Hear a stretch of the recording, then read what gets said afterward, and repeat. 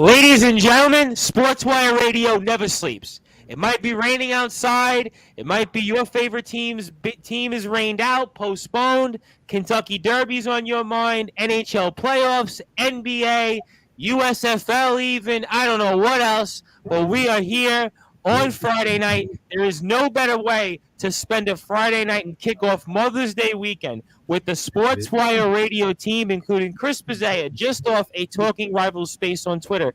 He also is the co-host of the Liftoff Jets show.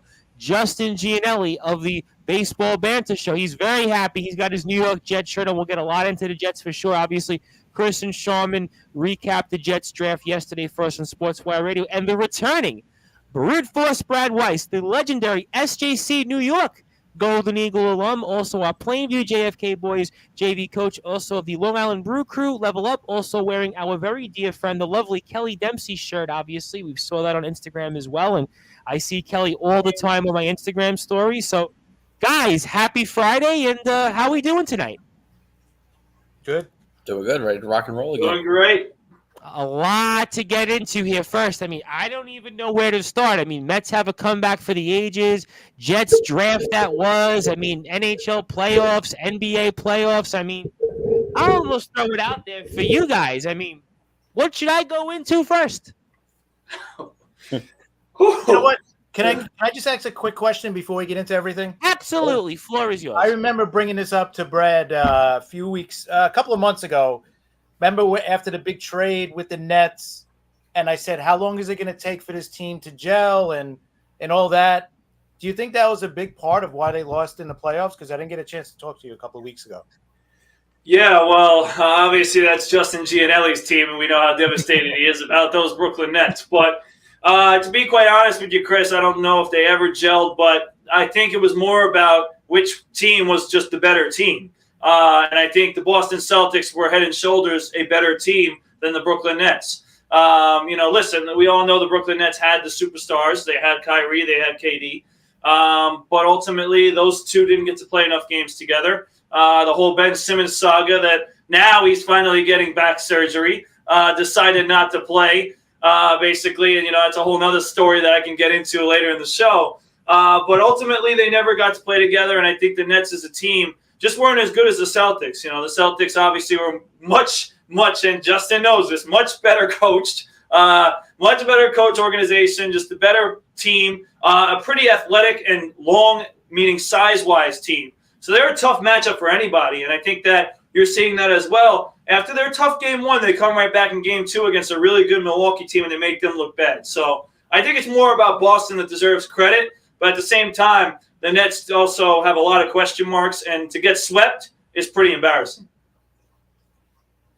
In fact, they were the only team to get swept so far in this year's playoffs. Obviously, subject to be determined here, although Philadelphia does have a lead here against Miami. So I guess you kind of answered the Brute Force. They definitely have a lot of questions, and I'm sure we'll get into some of that here throughout the show here and maybe throughout the next few weeks and months on Sportswire Radio. So obviously, good question there, Chris. Good start up here. So I almost got to ask everybody, though, and I will get into it, and that is the Mets comeback. Let's start with the Mets comeback because we'll hear from Rob Moroska at 10:30, and I do want to go to the Brute Force first because the Brute Force, you're a player, obviously. You've been through some important moments. You've been through some important runs, and walk me through a situation like that and how you've come through with something like that, and what does that do for the team? Because I got to think, and I'll get to Justin because he played baseball also, of course, for our Lyndhurst Golden Bears, which we have an update for later on in the show, and Chris as well. And walk me through something like that, and what does it do first for the Mets, and secondly, what does it do for the Phillies? Oh, yeah. Well, I'll be honest with you, both as a baseball and mainly as a basketball player, I've been through both sides of a type of game like that. Even during my time at St. Joseph's, New York, I definitely had. I know, Coach McSloy texted me about that. To be fair, he actually said he's getting used to it.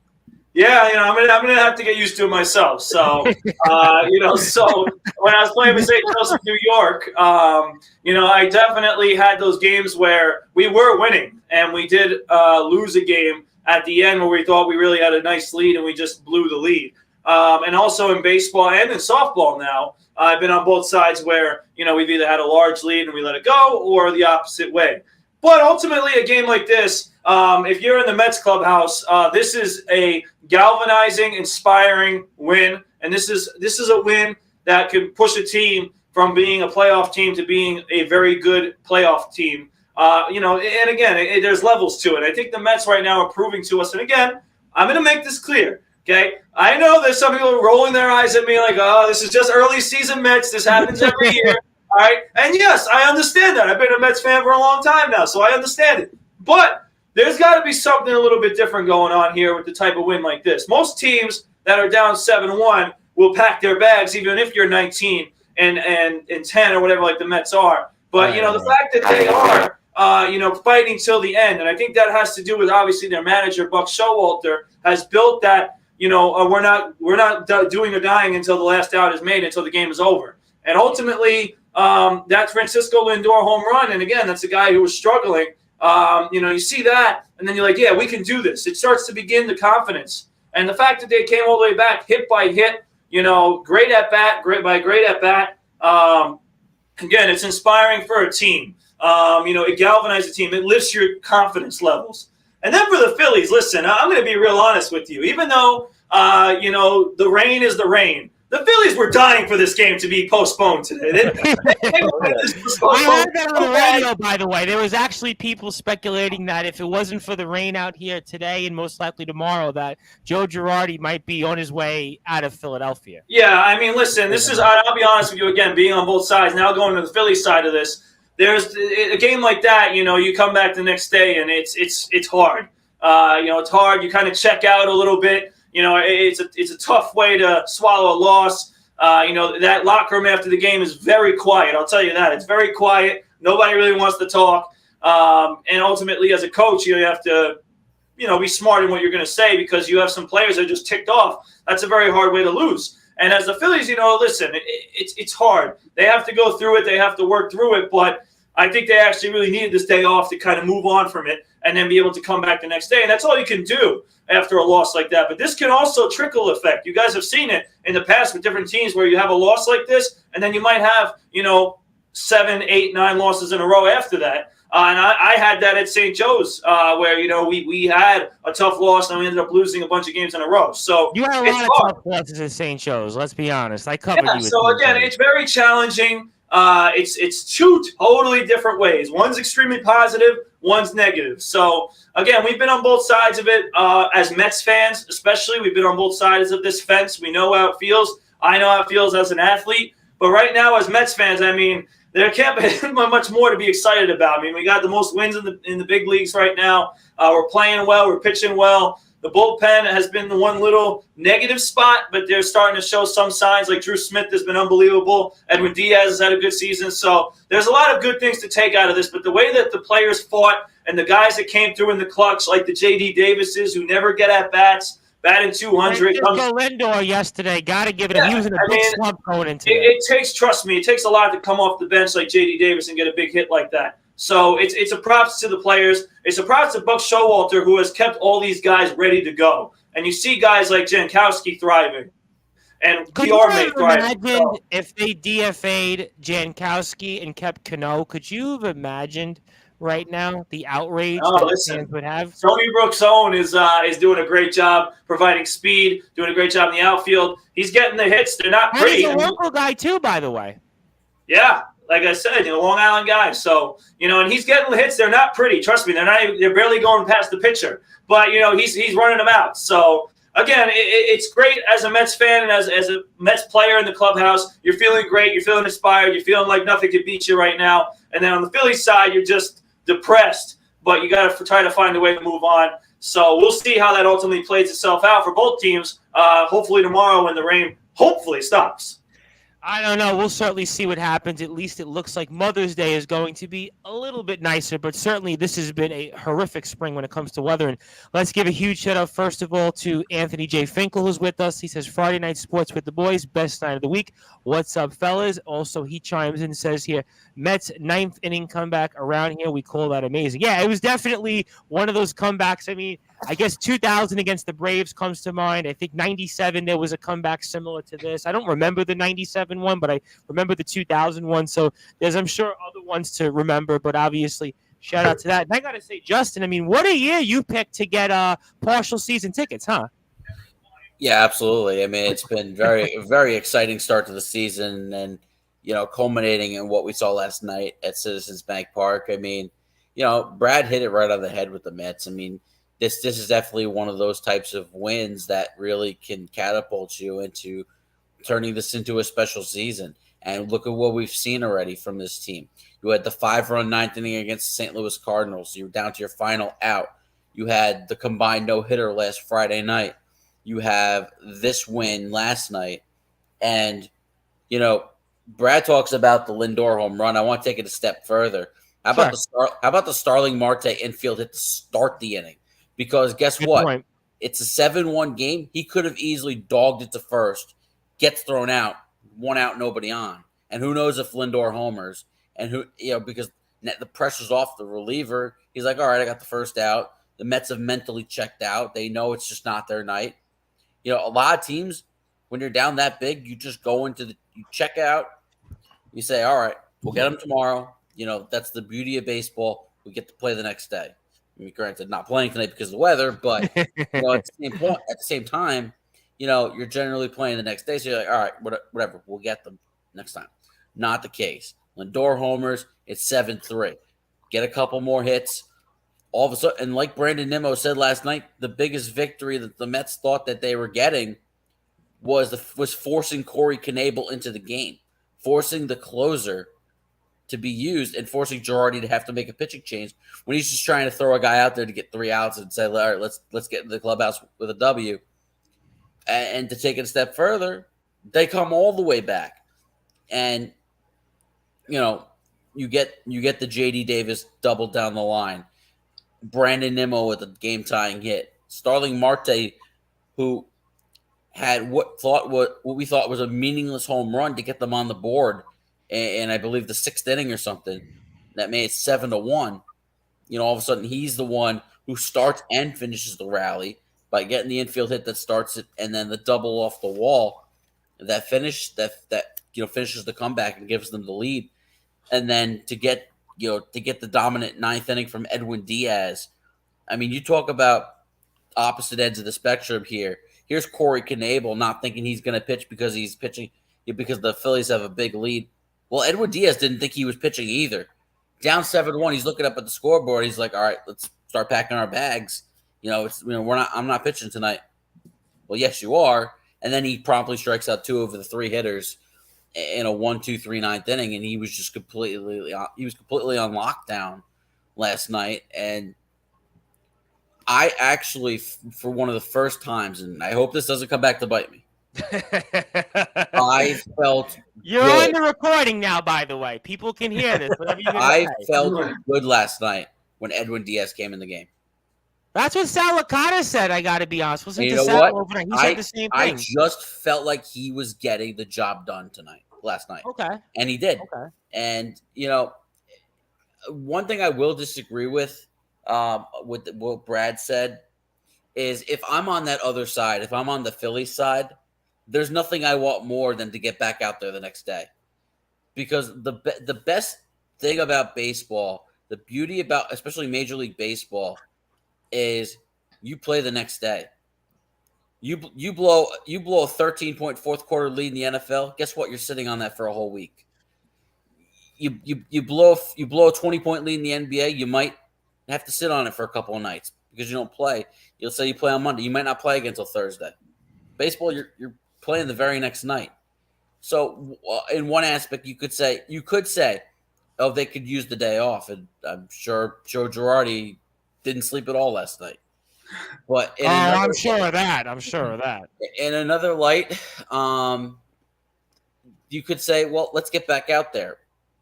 Only problem for them is the next time they take the field, they face Max Scherzer. So that's not exactly a picnic.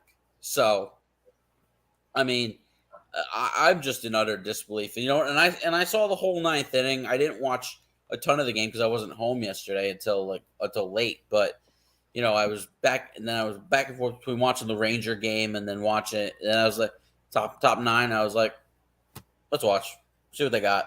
And then I saw the whole inning, and I was in utter amazement because like Brad said, we've been on the other end of that as a fan, and it's a very, very low feeling.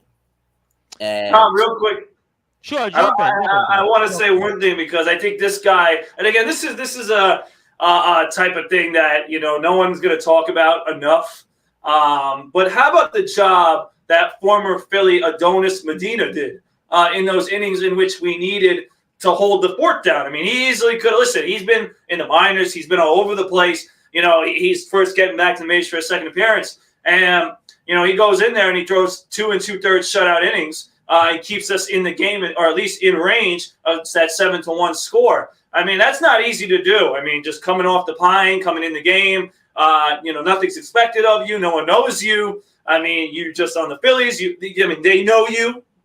So it was not easy. But that guy, Jason Shreve as well, coming into that game, it's not easy to come into a game like that and continue to perform and continue to keep your team in the game. So those guys also deserve a lot of credit for this win. They're not going to get as much as they should. But, as a coach, I know what it means. And as a player, I know what it means to see those guys who don't get enough credit and give them the credit. And those two, especially Medina, I think deserve a lot of credit for that win.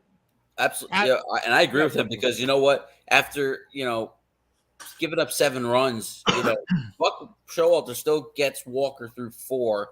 That way his pitch count's at least built up to now he threw 80 pitches, he can throw 90 plus next start, and then you just hope he's better. But yeah, you're right. To get 12 outs from Chasen Shreve and Adonis Medina, literally, because obviously you're not thinking about a potential rain out tonight. You're like, all right, but I did myself a favor.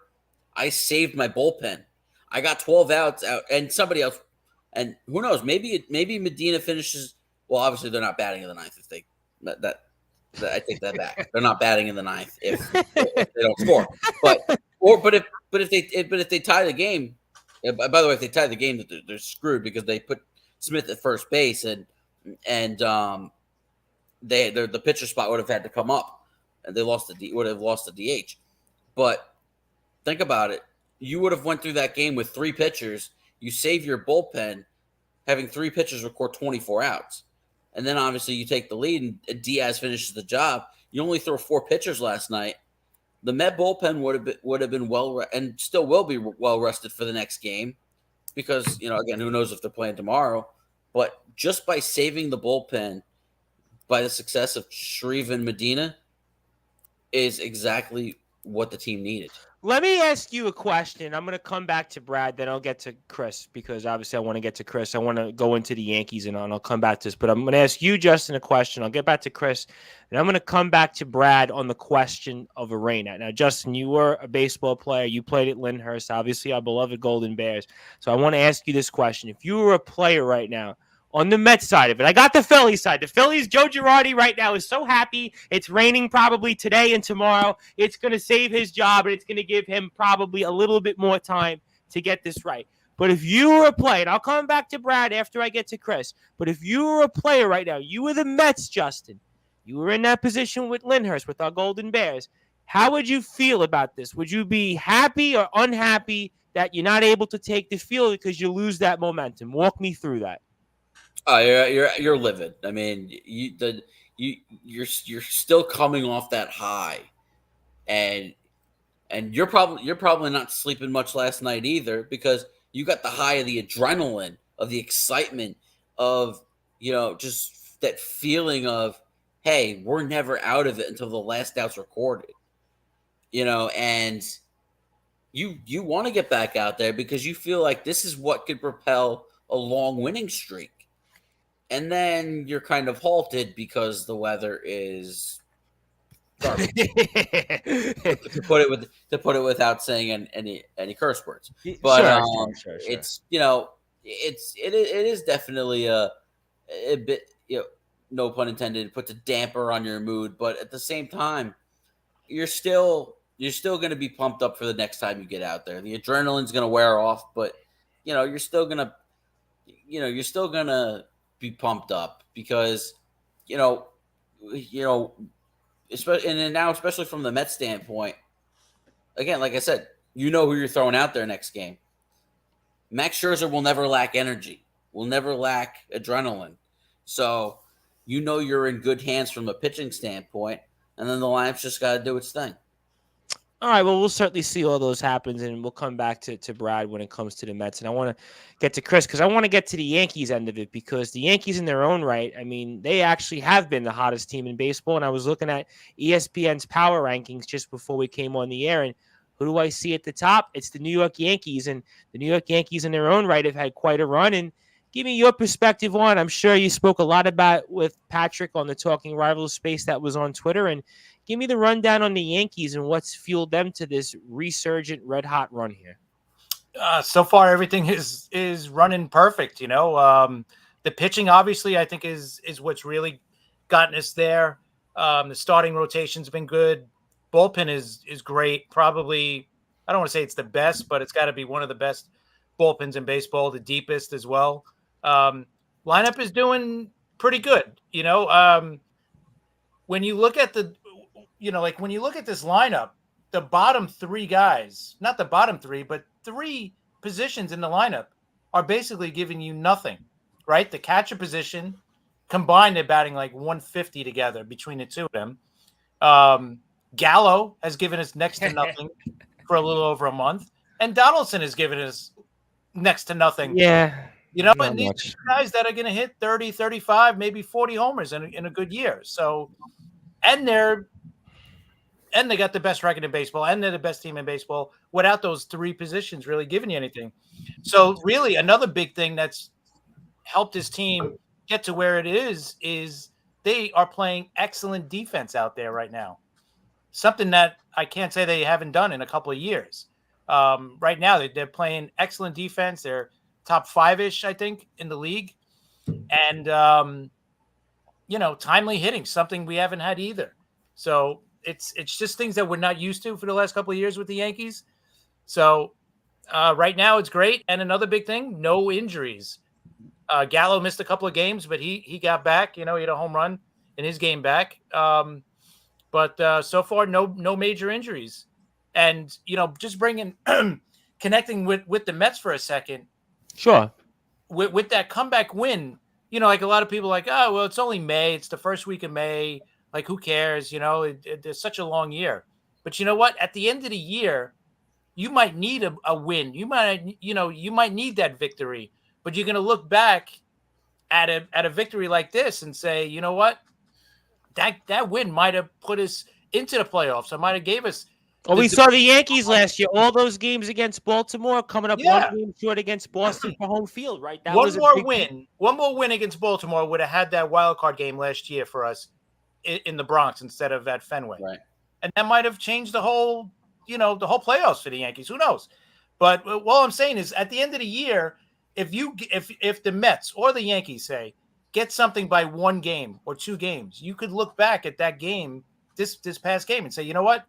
We might have won the division because of that one game, or you might have the number one seed in the playoffs because of that one game. So to me, in a 162 game season, every game counts. If you want to get that number one seed or that division, you got to win these games. You got to beat these games, especially a divisional matchup with the Phillies. So absolutely. Kudos to the Mets and obviously the Yankees. They're both playing great right now, but let's see if it keeps going. I think it will. As long as neither team gets major injuries, I think both of these teams are headed for the playoffs. And who knows? Maybe a Subway Series. If I heard correctly, the Mets are now 5-2 so far this season against the Phillies.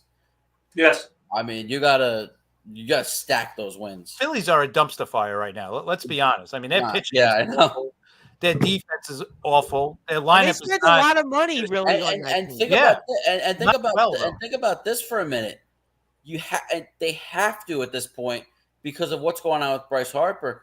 They have to play both Schwarber and Castellanos in the outfield. Oof. So your outfield left to right is Kyle Schwarber, Odubel Herrera, Nicholas Castellanos. Oh God. Bryce Harper has an elbow injury, and which is preventing him from throwing. It doesn't hurt him when he swings the bat, but he can't throw. And he'd be on the IL right now if we didn't have the universal DH in the National League. But his bat's in the lineup. But he's their best defensive outfielder, and he's not even all that great to begin with. Right. and now you're taking him out of the outfield. I mean, their outfield is their defense is just atrocious. And your infield defense is not great either. No, right?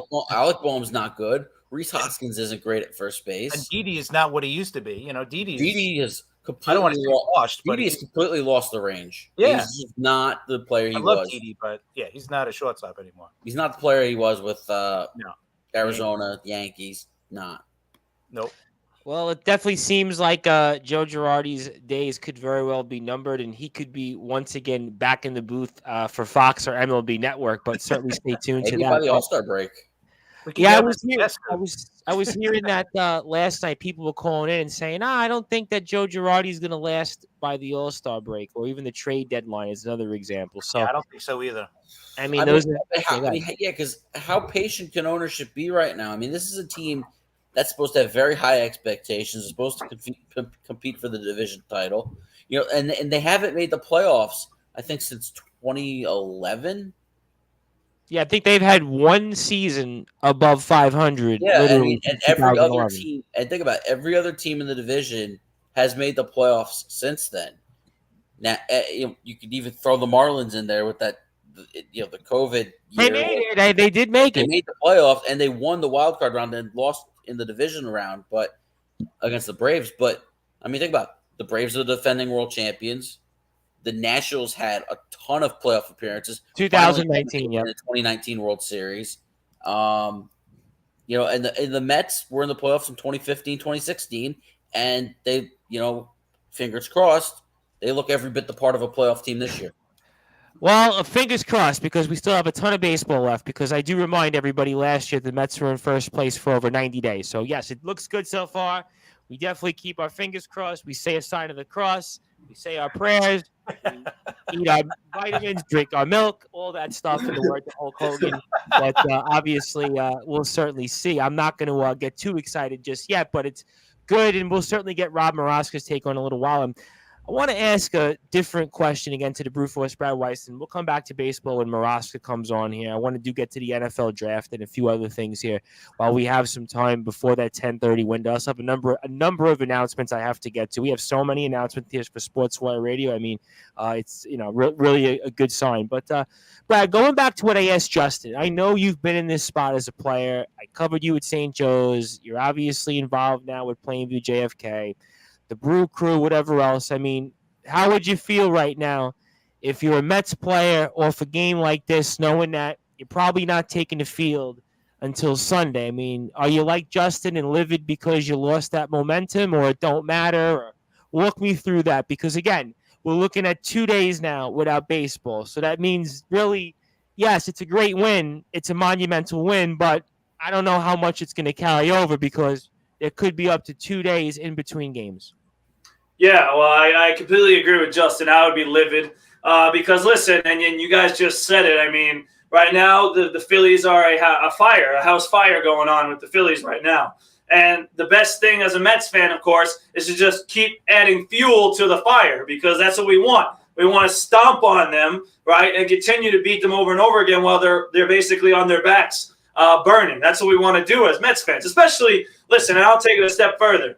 I just love to see that Philly fanatic upset at the end of games. All right, that Philly fanatic might be the ugliest thing I've ever seen in my life. Okay, and everybody talks about how it's the greatest mascot. Ladies and gentlemen, the Philly fanatic is an embarrassment to mascots throughout the country and should be considered the worst mascot in all of sports. It's the worst. It's the worst. It's the ugliest. It just shouldn't even exist. It shouldn't exist. It's a garbage can in itself. It reminds me of that Sesame Street character that was basically in the garbage can. I forgot his name already. I mean, that's basically. I'm pleading the fifth on this one, because we got a lot of listeners out there in the world. Yeah, Oscar the Grouch. There you go. So, oh boy. So that's what it reminds me of. It's ugly and it's fat and it's bad. So in the end, listen, I hate the Philly fanatic, but like I said, You want to add fuel to the fire. And as the Mets right now, like Justin said, you're 5-2 against this team. You've dominated this team pretty much so far this season. The 2 wins the Phillies had against the Mets were both not even impressive.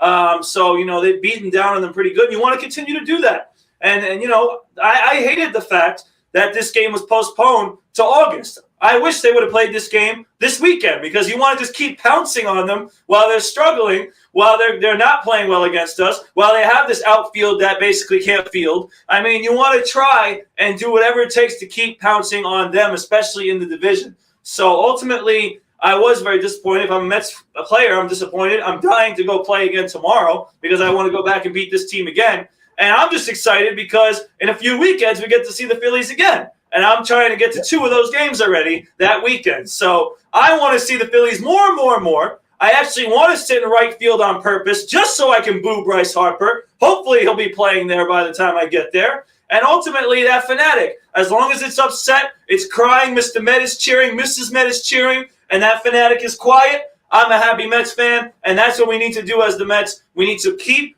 fueling the fire on the Phillies that are currently on fire. And Joe Girardi, it has the hottest seat in the entire organization. Like we said, he's going to be in big trouble if this team. The hottest seat, arguably, right now in baseball. Obviously. By the way, Brad, I'm where the hell's my camera? I'm already going to be at Sunday's game against the Phillies. The Sunday night game. Yeah, I'm looking to go to that as well. So listen, I might see. Yeah, maybe you guys should grab a seat next to each other. Could make for great social media. I have an extra ticket. I have 2 tickets. Hey, listen, we'll definitely talk because there's no better feeling than pouncing on the Phillies. And like I said, maybe Sportzwire has to cover the fee. If the Brute Force is struggling on the fees, we'll cover the fees if the seat's that expensive for the Brute Force, because that could make for good social media. That could certainly make for good morale. It's good promotion for us. So that could be something interesting to talk about here. We're having a great time here on Sportswire Radio on a Friday, albeit a rainy Friday night here in the tri-state area. And we are talking all things related to the world of sports. My guys, Chris Pizzea, who's doing a phenomenal job for us with the Talking Rivals show and the Liftoff Jets. You can follow both of them, Liftoff Jets and Talking Rivals. Justin Gianelli of the Baseball Banter Show doing a phenomenal job for us. Baseball Banter, quickly, one of my favorite shows around. You can follow the Baseball Banter on Twitter at @BallBanterSM. Justin Gianelli, JGianelli12. Also, the Brute Force Brad Weiss, who's wearing, of course, Kelly Dempsey's shirt. We'll make sure to plug that for Coach Dempsey. Of course, she does a phenomenal job, and she has been a great supporter of ours. And the Brute Force is a legendary SJC New York alum for the Golden Eagles. He is also with the Level Up Basketball Organization, Long Island Nets, Brew Crew, Plainview, JFK, and much, much more. I am the host of the Sports Report and the station manager here at Sportswire Radio, the Reverend Tom Bryce. And if you like what you hear from us on Sportswire Radio, please give us a like on Facebook at Sportswire Radio. 24 hours a day, 7 days a week, 365 days a year. You can catch all of our great content on sportnarium.com/player. I want to thank everybody that tuned in here earlier this afternoon and UK time in the evening with pro wrestling star Joel Cobra of GT Ministries. We have a huge announcement later on in the show about that, and I want to get to the first announcement. I got several announcements, but let me get to the first one here. We're going to break it in small parts. We're going to have on, it looks like Tuesday evening about 7 o'clock, we're going to have on Coach Hope Adams of the Mississippi Gulf Coast women's basketball team. I'm really excited to speak with Coach Adams. I've gotten to know Coach Adams and her work and her journey, and I want to thank my very good friend Michael Williams, of course, with the Williams Advancement Agency. He has been a strong supporter of ours for a very, very long time. Of course, he was the head coach over at CCNY, the women's basketball team, and that'll tie into a proposal we'll have later on in the show from somebody that we know who's a client of his, but I do want to thank Coach Williams for that. You can follow the Williams Advancement Agency at Williams Advancement Agency on Instagram, officially M. Williams also on Instagram, also Coach Adams 3 on Instagram. So that'll be for Tuesday, 7 o'clock Eastern time. Very, very excited to speak with Coach Adams and her journey. That'll be live on all of our platforms, also on sportnarium.com/player. So that's the first of several announcements. We'll also do some plugs for our Lyndhurst Golden Bears baseball team. The team is red hot. We'll get to that later on in the show. But we are talking all things related here to the world of professional sports with my guys here, Chris Pizzea, Justin Gianelli, and the Brute Force, Brad Weiss. I want to go back over to the NFL draft because I was listening to the Liftoff Jet show. I got the Brute Force here, so I get his perspective on it. And I was listening to Chris and Sharman speak, and I'll get Justin's talk as well. He's got a Jet shirt on. And Chris, maybe this was the best Jets draft. I don't know about ever, but I was thinking about what you said in 2000 when we had all those guys. I think it was at Santana Moss and I think Chad Pennington. We had John Abraham, right, was a part of that draft class. Abraham, Ellis, Pennington, and Anthony Becht. Yes. Okay, Anthony Becht and all those different guys there, and I didn't realize we had 4 picks, but then I realized that was the Belichick year. That was the year that the Patriots gave us their pick. So, I mean, that was, again, a pretty good draft, and I was listening to you and obviously Sharman riff upon it, and obviously for those that are watching, listening to this, I mean, was this one of the best Jets drafts? I know we spoke about it a little bit on Friday, but now that we've gotten time to digest and here in the Liftoff Jet show, I mean, walk me through some of your comments and thoughts and comparing it maybe to that draft or anything else in Jet history. Well, I just think with the guys that we got, I think these guys are going to have, or they do have a higher ceiling than the guys that we drafted in that draft, right? Okay. We can talk what we want about Chad Pennington. I love him. Good quarterback for us, but he was hurt a lot. Yeah, he was hurt. Yeah, between the injuries and so we didn't get that much from him. Anthony Becht, 4 years out of him. I'd say 4 years out of Chad Pennington. Healthy, yeah. That's all right. And you figure Becht, he was an okay tight end. He wasn't this all-pro tight end, right? Ellis and Abraham, Abraham was good. Abraham was very good. Love John Abraham. But I think they haven't replaced him. Yeah, I just think the guys that we got this year, Garrett Wilson, he could be a star as a wide receiver. Sauce Gardner could be a shutdown cornerback. And then Jermaine Johnson could be a great edge rusher just in the first round. And then the second round, getting Breece Hall, the running back, this guy's probably going to be our 1A or 1B with Michael Carter. I mean, this guy's going to be an excellent running back for us. I mean, if you watch this guy's film, you're going to be totally excited about this kid. And then the tight end, getting Jeremy Ruckert. I was a little surprised. I'm still surprised they went tight end in that situation. I thought maybe linebacker, but I think they really liked Ruckert that much, especially with all the money that we spent at tight end this offseason. I didn't think we were going to draft a tight end that high.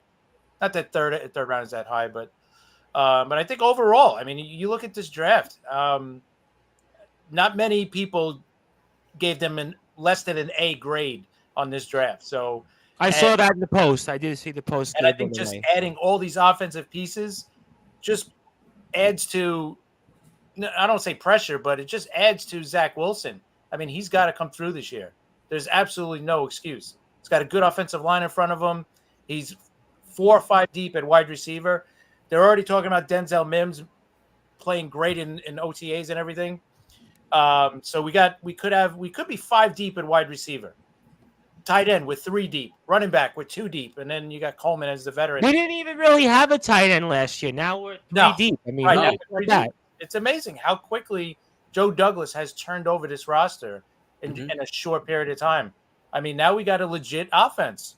So now it's all up to obviously the coaching staff, but it's all gonna come down to Zach Wilson on the offense. And the defensive side, obviously, they gotta be able to stop the run. I mean, teams just gutted us last year. So if we could stop the run, I think we're going to have a good chance this year. And I said on another show, me and Sharman appeared on this Beerly football show. I don't know. The guy reached out to me. He's like, hey, you're a Jet fan. And that sounds like when Rob Moroska did one of these like random shows on Twitter. Yeah. It was like some. But I told him, I said, bookmark this show. I'm telling you right now, the Jets are going to make the playoffs this year.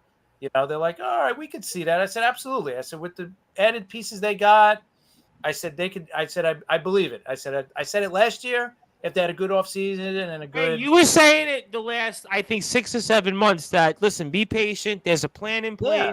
The team's building, and they are in a position with the talent they've Zach Wilson now. It's seriously, it's crazy, but it's all up to him. And I think he's going to take the next step. And I really think we're going to sneak into the playoffs. We're not winning the division, obviously. Buffalo is still the king of the the AFC East, but I think we could sneak into the playoffs this year. I really do.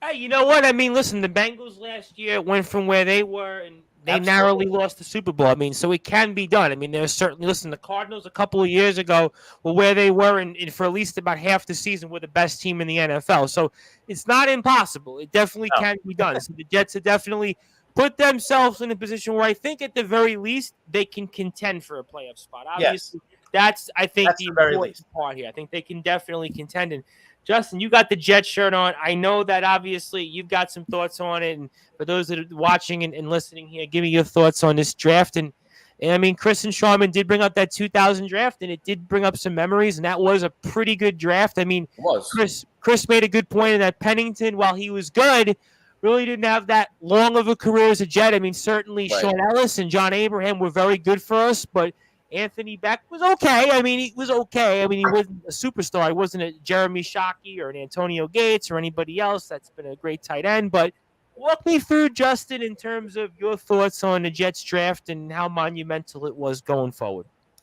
I mean, this is the franchise-altering draft that could really send the Jets into years of contention. And I don't know how anybody doesn't like what Joe Douglas did at the draft. I mean, we already saw how he addressed the needs in free agency, and then he tackled the rest of the needs through the draft. And then I mean, to get 3 top 10 caliber players, because people were talking about Jermaine Johnson at 10. I mean, to get 3 top 10 caliber players, I mean, they were obviously players that were very high on the Jets draft board. And when you love a guy that much, you got to go get him. And obviously, like I talked about last Friday, when they saw Jermaine Johnson start to fall. I mean, I couldn't have been happier that Joe Douglas jumped back into the first round and went back to get the pass rusher, and then like Chris said, to get arguably the best running back in the draft. I mean, he was rated the number 1 running back in the draft. As much as I like Michael Carter, one knock on him, he's just not quite that bell cow type running back to take 20-25 carries. I mean, look, he split time with Javonte Williams. I mean, still rushed for 1,000 yards at UNC, but he split time with Javonte Williams, who's now on the Denver Broncos. And Breece Hall is a guy who could definitely handle a larger workload. And then you could have Michael Carter as a versatile back who catch passes out of the backfield. I mean, both running backs catch passes out of the backfield. And then third down, short yardage situation, you do have Tevin Coleman, but so I would love the Breece Hall pick at 38, and then even though they signed 2 tight ends, I was happy they drafted Ruckert because one, he's a Jet fan. He grew up out here on Long Island. And if you fall in love with a player that much, and obviously they saw Jeremy Ruckert at the Senior Bowl, and I think that the Jets getting to coach the Senior Bowl played a huge part in that pick, and really complements, and him being a 3rd round pick, it allows him to develop and take some time because one thing he said today or recently was he wasn't much of a blocker in high school. He was more of a route running type receiving tight end, and then at Ohio State he was used more as a blocker. And you look at the weapons that Ohio State had. I mean, he played for them in 2020 when they had Garrett Wilson, Chris Olave, and Jamison Williams. 3 guys who went in a row in this draft. But I mean, you think about Jackson Smith and Jigba too, who was on this year's Ohio State team. I mean, there were just so many options for whether it was C.J. Stroud or Justin Fields. So there's a lot of options. So Ruckert just didn't, see the volume as a pass catcher. So it allows him to develop while sitting behind Tyler Conklin and C.J. Uzomah. So I loved every bit of that pick. And then in the 4th round, you go defense again. You get Clemens, the defensive end from I think Texas A&M, and then and in the fourth round you drafted a depth tackle. So now you filled out your depth on the offensive line, and now you have a roster that's a very formidable roster. I mean, the Jets, the determination of whether or not the Jets make the playoffs 100% falls on Zach Wilson. And there's no questions asked. I mean, you pinpointed the Cincinnati Bengals. I mean, the Jets have done everything they could to take care of Zach Wilson. And I will defend the Jets and say the Jets have a much better offensive line than what the Cincinnati Bengals went into the season with. Oh, we saw that in the playoffs, even against Tennessee. I mean, we definitely saw that. They have a much better offensive line than that. and reared ugly head multiple times, and they're probably out in the divisional round if Ryan Tannehill doesn't throw up all over himself. And then they faced the quarterback. He was able to shoot. Win a shootout with Patrick Mahomes, and then it reared its ugly head in the Super Bowl. And Matthew Stafford wasn't about to throw up all over himself. He handled the game like a veteran, and the sacks got too much. And we saw what a bad offensive line has done to the last couple of Super Bowl losers. Patrick Mahomes as well.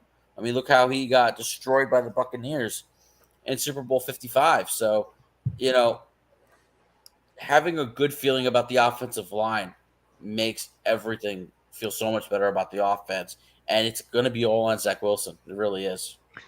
Definitely the spotlight will be on the young quarterback. We'll see if he can rise to the occasion. I got to ask the Brute Force Brothers because everybody's going to want to hear on Instagram, well, what did the Brute Force think about the Jets? Because when the Brute Force speaks, especially when it comes to the Jets, a lot of people listen and listen intently. So I got to ask you the same question since we last spoke. We haven't got a chance to talk to you about the Jets and the draft, and certainly it was a rather impactful draft. Certainly we made a lot of selections, a lot of big ones. And after hearing what the guys had to say, I mean, what do you think the Brute Force on the Jets draft and how it impacts our future going forward? It looks like the Brute Force is frozen in time. So kind of those, if anybody could get a picture, if you're watching this and trying to get a meme, one of those like memes, it would be the Brute Force right now here. So I guess we'll have to re-ask that question here when it comes to jump in while we with wait the Jets until he comes back. With the Jets, I still think we're a little weak at linebacker and free safety. Those are the two spots that I don't feel 100% like the other spots. I love our defensive line, love our corners. Yeah. And we signed Whitehead, but he's more of a strong safety, more of an in the box type of guy. Yeah. So right.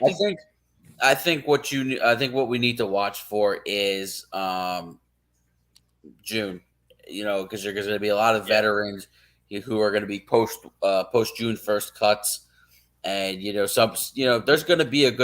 always a good player or two who gets free, just because of a financial situation, and the Jets still have the financial flexibility to make a play, and at this point contracts aren't going to be all that large anyway.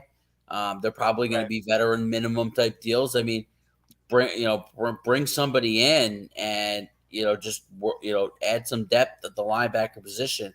And I'm sure Joe Douglas is looking every roster up and down right now, because you know what, now that guys have been drafted, he even pointed out at the post draft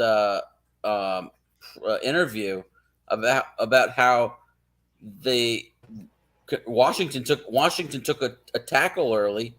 It let Morgan Moses free, and the Jets picked up Morgan Moses. So a good player is going to be let go, and the Jets will be able to either add another safety or at linebacker too.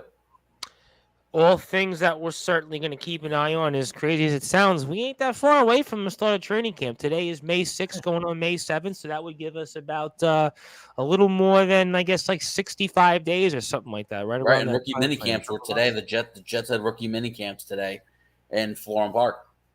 Time flies when you're having fun here, and I got a comment in here real quick before I get to the brute force. Donnie Pepin, go Leafs, go! Yes, the Leafs were able to win in Game 3. I know. That'd be it for them. I know Chris is going to be kind of looking at it and saying, "Go Leafs, go!" and not too happy. That's obviously a lot of Islanders fans, but we want to thank.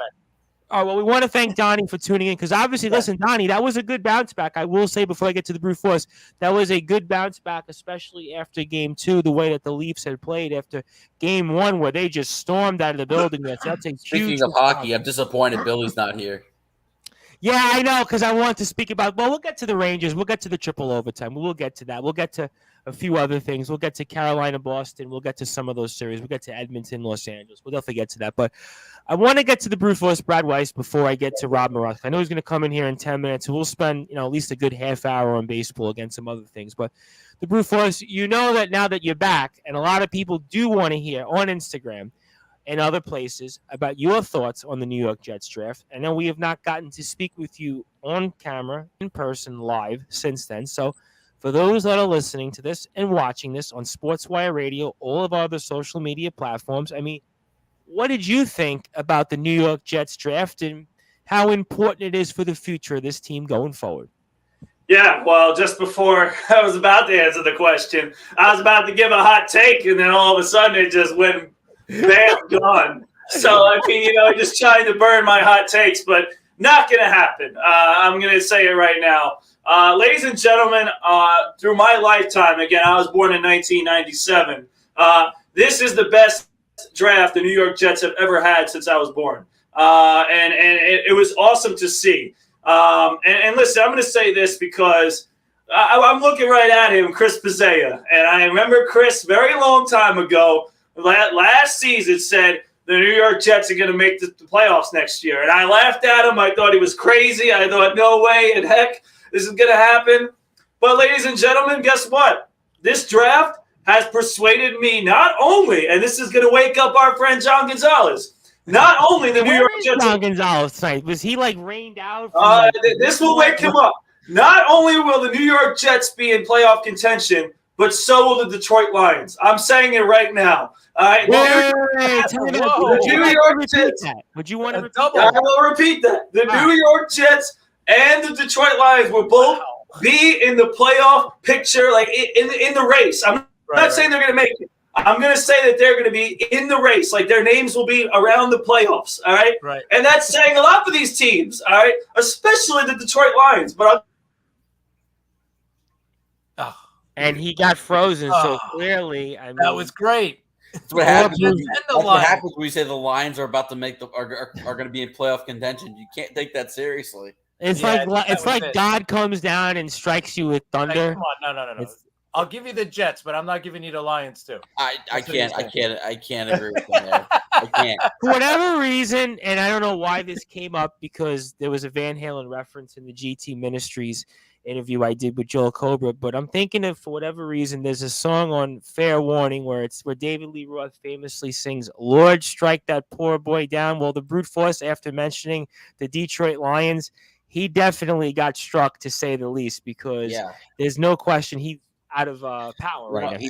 Look, I like his optimism, and even though it seems to be, the Bears are in a rebuilding phase. They're in the second year of Justin Fields, new head coach. Minnesota, new head coach, veteran quarterback, but they're probably. I feel like the Vikings are in a transition stage too. Yeah, they were 8-9 last year in Minnesota. The Lions are still so far away. Yeah, I think they're at least another year away. At least the Vikings, at least, I think, have the talent to compete for the postseason in the NFC. They should, but. They'll find their way to choke. He was woken up. See, I knew something was up. That John Gonzalez, of course, there he is, who runs the Sports Authorities group. Once he heard North is going to be Green Bay. I mean, that's. Oh, we know that. Yes, but in an NFC, the NFC is not all that strong. We all know that. I mean, LA is going to be good. Tampa's going to be good. San Francisco. I would think San Francisco's back. San Francisco should be good. Arizona. I don't know. They're a team in flux right now. I really don't know. Got to give Dallas a spot, right? Oh, well, the NFC East, of course, yes.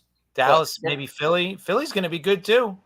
I think so. But you know what? I mean, when you mention the Detroit Lions, That's it. I think I burnt the airwaves. I mean, Yeah, I'm burning the light. Your own Yes, Wi-Fi or you something. like waking up.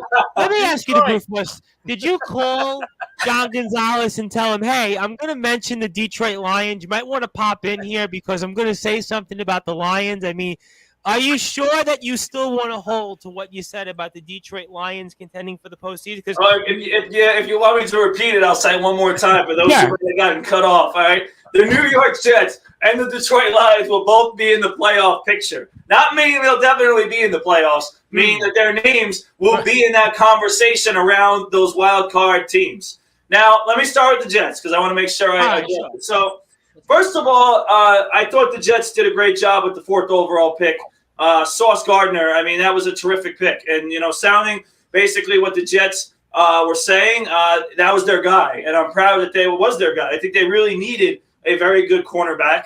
They needed a guy who could just lock down other teams' best wide receivers. And in our own division, we have a lot of good ones amongst the AFC. So we're going to need guys on the side there to obviously cornerback and be a good cornerback for us. And I think that Sauce Gardner is going to do that. Obviously, the wide receiver from Ohio State, it was the debate between the two. But ultimately, we talk about Garrett Wilson. I mean, Wilson to Wilson sounds pretty good to me. And I like his size. I like his speed. I like a lot about him.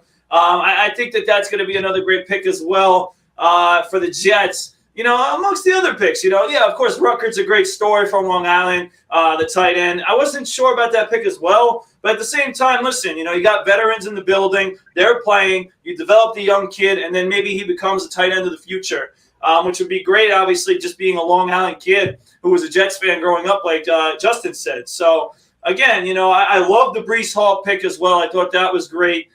So, again, the Jets, Jermaine Johnson, too. I could go down the line. I could be here all night. But I really want to get to the Detroit Lions right now because I know that's what's firing everybody up right now. And, no, it's not in collusion with John Gonzalez. I actually would have done this without John Gonzalez. I wanted to talk about the Detroit Lions because I liked what they did. I liked what they did. Adding Aiden Hutchinson to the group. Drafting, a wide receiver from Alabama, and also – Jameson Williams, and then the edges that they got in the draft. They did address a lot of big things. And again, I'm just looking at the NFC as a whole, and I'm not excited about a lot of teams. There's a lot of teams here that really are not exciting me. And I'm just thinking about it and saying, well, who are the teams that are going to win games? And the one thing about Detroit is that since they were a weaker team, their schedule isn't that strong this year. They can find games to win, and even in their own division, they can find games to win because the Packers aren't this Packers team, right? Besides Aaron Rodgers, they aren't the unbeatable team in the division. Minnesota isn't that great. I'm sorry, Uncle Rob. I'm sorry, but they just aren't that good. Love Rob Shanahan, though. We love Rob Shanahan. And the Chicago Bears are a disaster. So, listen. Yeah. Can the Lions pull it off and win, 6, 7, 8 games, maybe even 9? Yeah, I think they can. I mean, and listen, who knows? Maybe Jared Goff will have a good season. Maybe things will fall in the right place. Maybe Dan Campbell is a better coach than we think he is. So I actually really do believe that the Lions are going to somewhat surprise us and win more games than we thought they would. And then they're going to say, wait a second, Lions in the picture. It's going to be interesting. I don't know if they'll definitely make the playoffs. I think the Jets have a better chance, obviously, just because of the team that they have. But the Lions are in the weaker conference. And if they play any sort of average football, they can be in that conversation. So that's why I wanted to mention them. And I'll just quickly say it because John Gonzalez probably wants me to say it. Ladies and gentlemen, the Pittsburgh Steelers, I don't know about them. I really don't know about them. That Kenny Pickett pick was not all that exciting to me. I really don't think that that's going to do anything great for them. They obviously have Mitchell Trubisky, and I really didn't think anything they did in the draft was relatively good, besides that. So the Pittsburgh Steelers, I'd be really concerned about. We talk about them being a 500 team every year. I don't think that's happening this year. And I think that the Lions actually have a better chance at being 500 than the Steelers do. Correct me if I'm wrong, because I got a bunch of comments. I got Rob Moroska. We're going to bring you I'll in disagree a few with minutes. But I'll say one thing on the Pittsburgh Steelers. I think the last time they were under 500, I believe, was 2003. So I think we're looking at, 18 straight seasons of at least 500 or better. So That's a pretty. I would feel better about the Lions if they had a better quarterback. I just don't trust. I John. agree.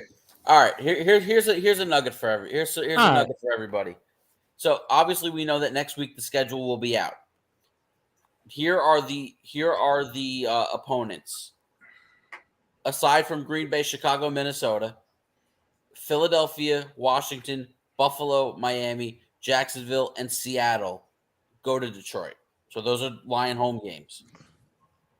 On the road, you have Dallas, the Giants, the Jets, New England, Carolina. It's not that tough of a schedule. I see a lot of winnable games. There's a few. What do you see? 6, maybe 7? Yeah, that's maybe. I heard teams like Carolina, the Seahawks. I mean, these are winnable games. Some of the teams in the NFC East, those are winnable games. You telling me they can't maybe beat the Washington? What I was about to say, football team, Commanders. All right, they can't beat the Commanders. I think they can beat the Commanders. We all know how the Cowboys roll. They can find a way to lose that game. They always find a way, depending on the time of year. The Giants. I mean, there's a lot of teams there that they can potentially beat, especially in add the division. You're talking right there. You got 6-7 wins. You know what the problem is? But the problem is, the other teams look at the schedule and say we have Detroit on the schedule. Right. Yeah, but Detroit don't care. You got Jacksonville, you got Seattle, you got 2 with Chicago. You can get at least 1 with Minnesota. I mean, you got Carolina. You got some games that you can. Well, let me get to some comments. Let me get to some of these comments. I'd like to read them off. I will promise to get Rob Morosk in here in a few minutes. We'll go back to baseball, but I want to get some of these comments. John Gonzalez says a better team this year. They're not going to be unwatchable. I'm not saying they're going to be a winning team this year, but they're going to be a much better team. No question. And let me get to some of these comments. John Gonzalez says he rubs off on Brad. Maybe we have here, can someone check the brute force's temperature? I guess you can do that, right? In the COVID era, people get their temperatures checked in certain places.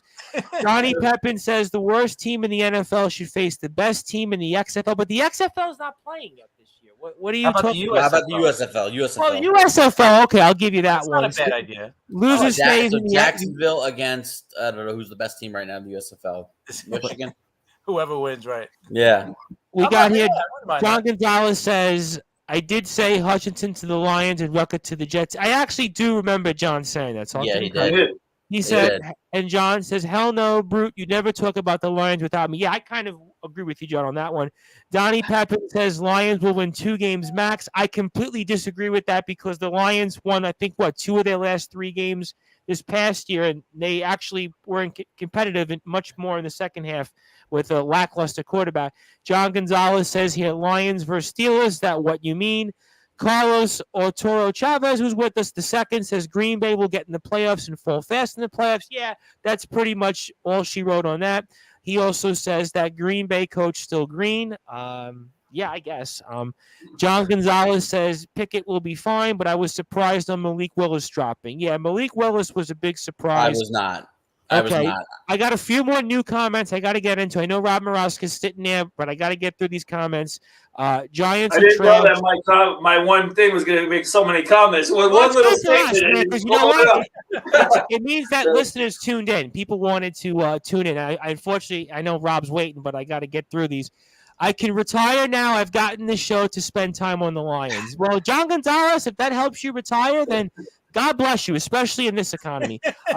Carlos Torres Chavez says the New York Giants won't win 7 games, but nobody spoke about the Giants. But yeah, all right, I'll agree with you.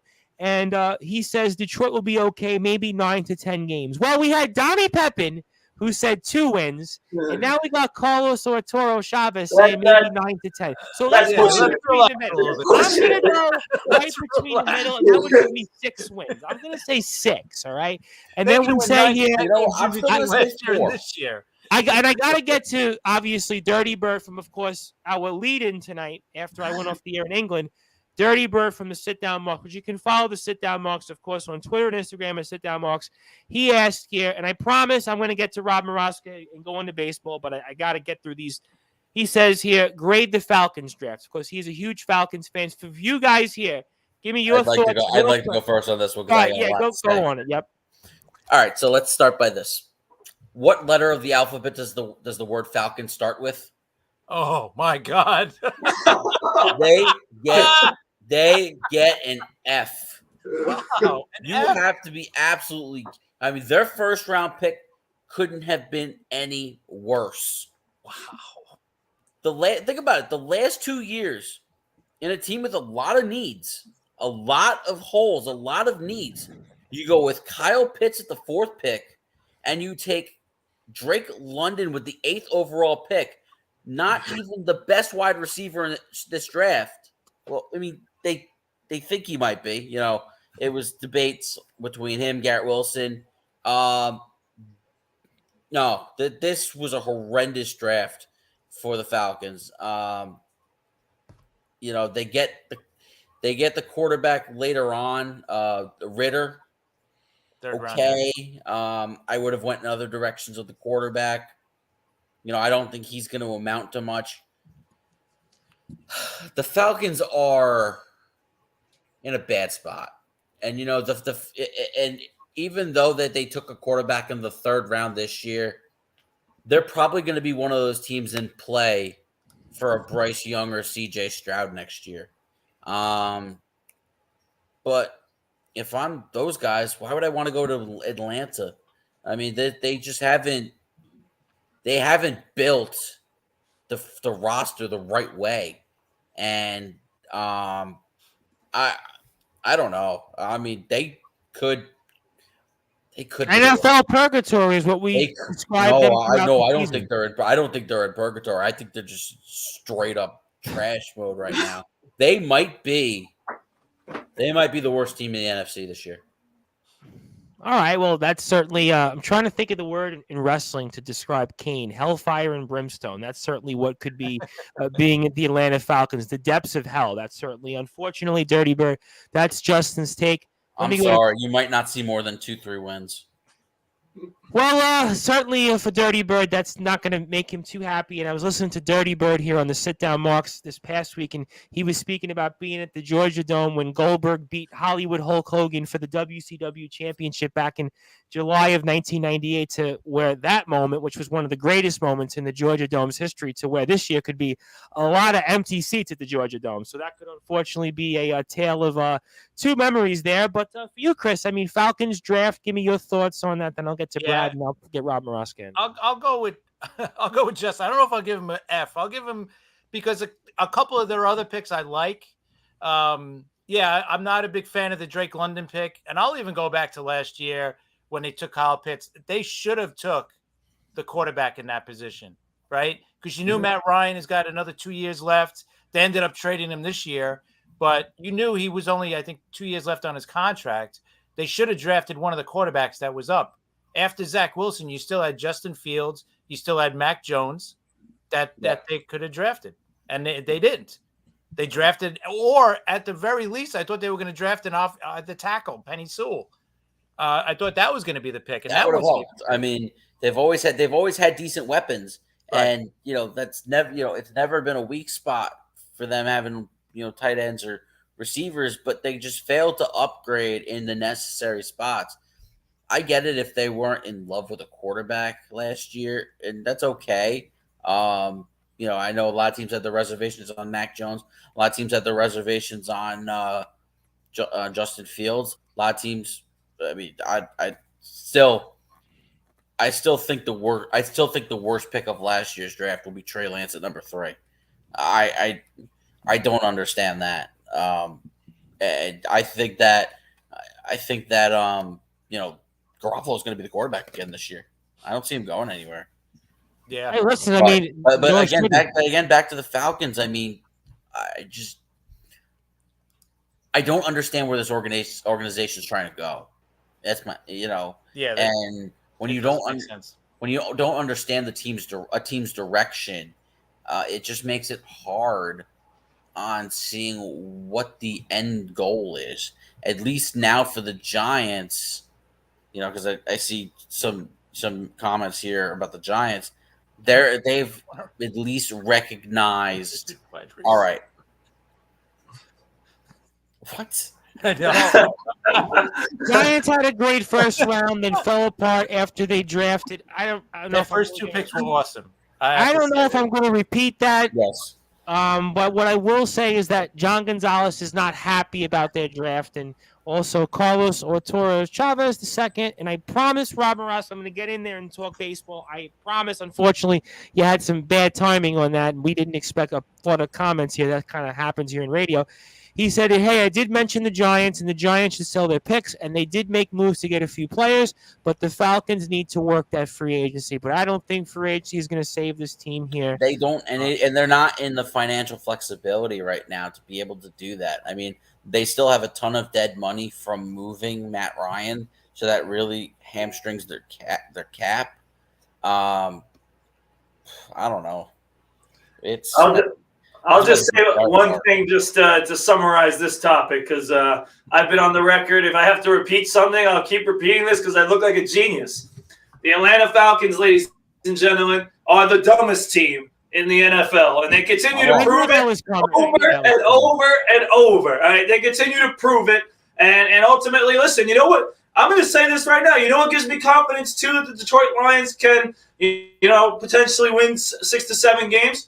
The Atlanta Falcons did it last year. I mean, the Atlanta Falcons did it. I mean, if they can do it, anyone can do it. I mean, they found a way to do it. Okay, well, that's certainly fine. The brute force were out of connections with him, so let me read some of these comments. I got to get to Rob Morosky now. I got to get baseball. He's been patiently waiting in here, and I feel terrible. I could go on for 20 minutes on football, but I know we're going to lose some people off that. I really, feel bad about that, but he says here, Dirty Bird agrees with you, so he does agree. So got to give Dirty Bird credit. He knows right now about his Falcons.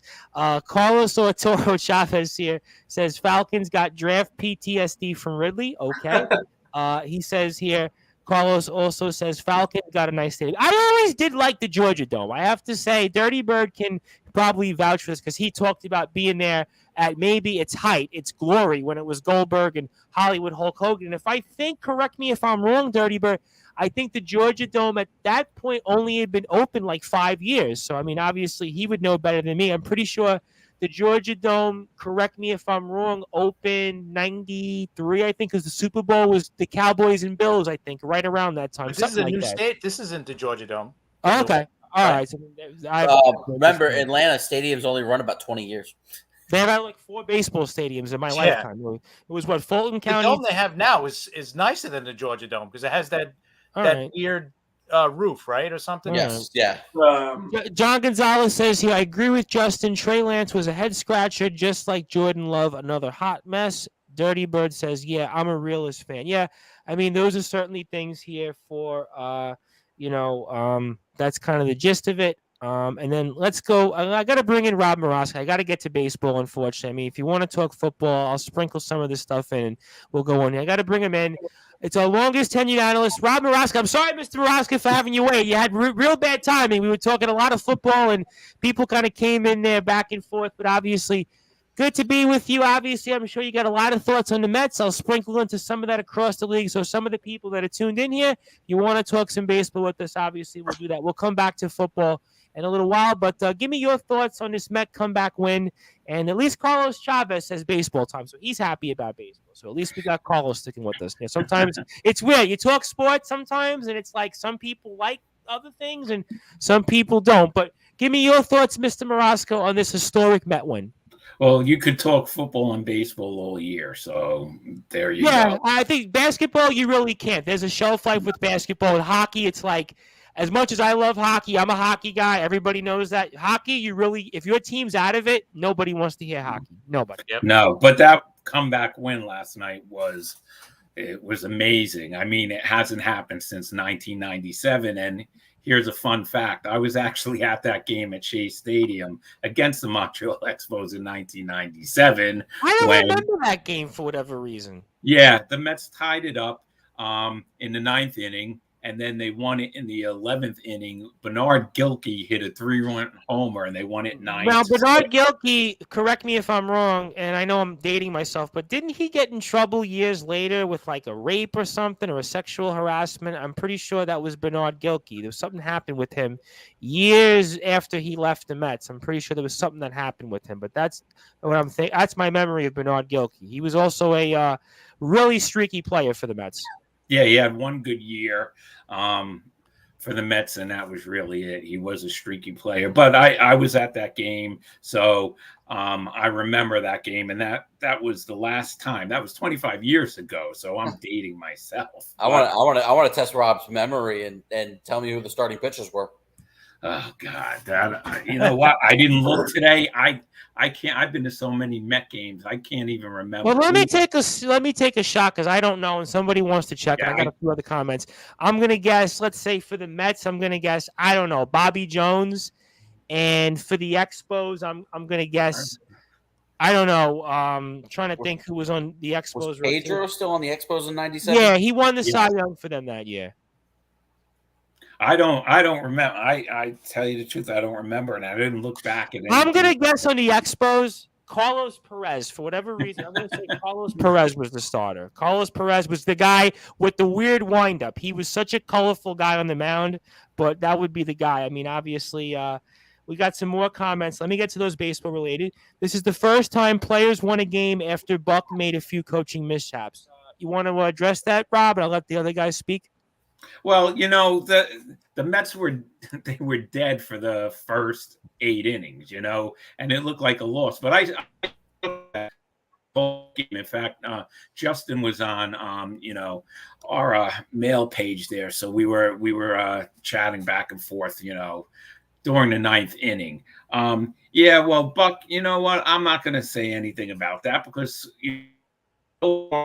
so good, and he's one of the differences of this team this year. You know, it's a whole new attitude, and I know I heard you say it before, and we've said it last year. The Mets were in first place last year for like 90 days, and then we know what happened. But I get a different feel with this team. You know, this team's giving me sort of like a 1986 Mets feel. You know, it doesn't have as many superstars. Per se. But they don't really have, like, maybe Alonso, I guess. I mean, even Lindor, I don't know if I consider him a superstar. I mean, obviously pitching, you've got Scherzer, you've got DeGrom whenever he comes back. But the rest of that team, I don't really know if there's any, like, pound-for-pound superstar on this team. No, but they're gritty like the 86 Mets. They're coming back. I mean, last year, what did we keep complaining about? Leaving runners on base. They kept leaving runners on base all year. In fact, for the past 3 years, they were leaving runners on base. Now they're scoring runs and they're coming back. And Lindor can't listen. He had a big home run in the 9th inning yesterday, so I have to give him credit for that. He was in a little bit of a slump again, but you know, he came back. He hit the home run, and that whole inning was just, it was amazing. It was just like hit. It was a great comeback.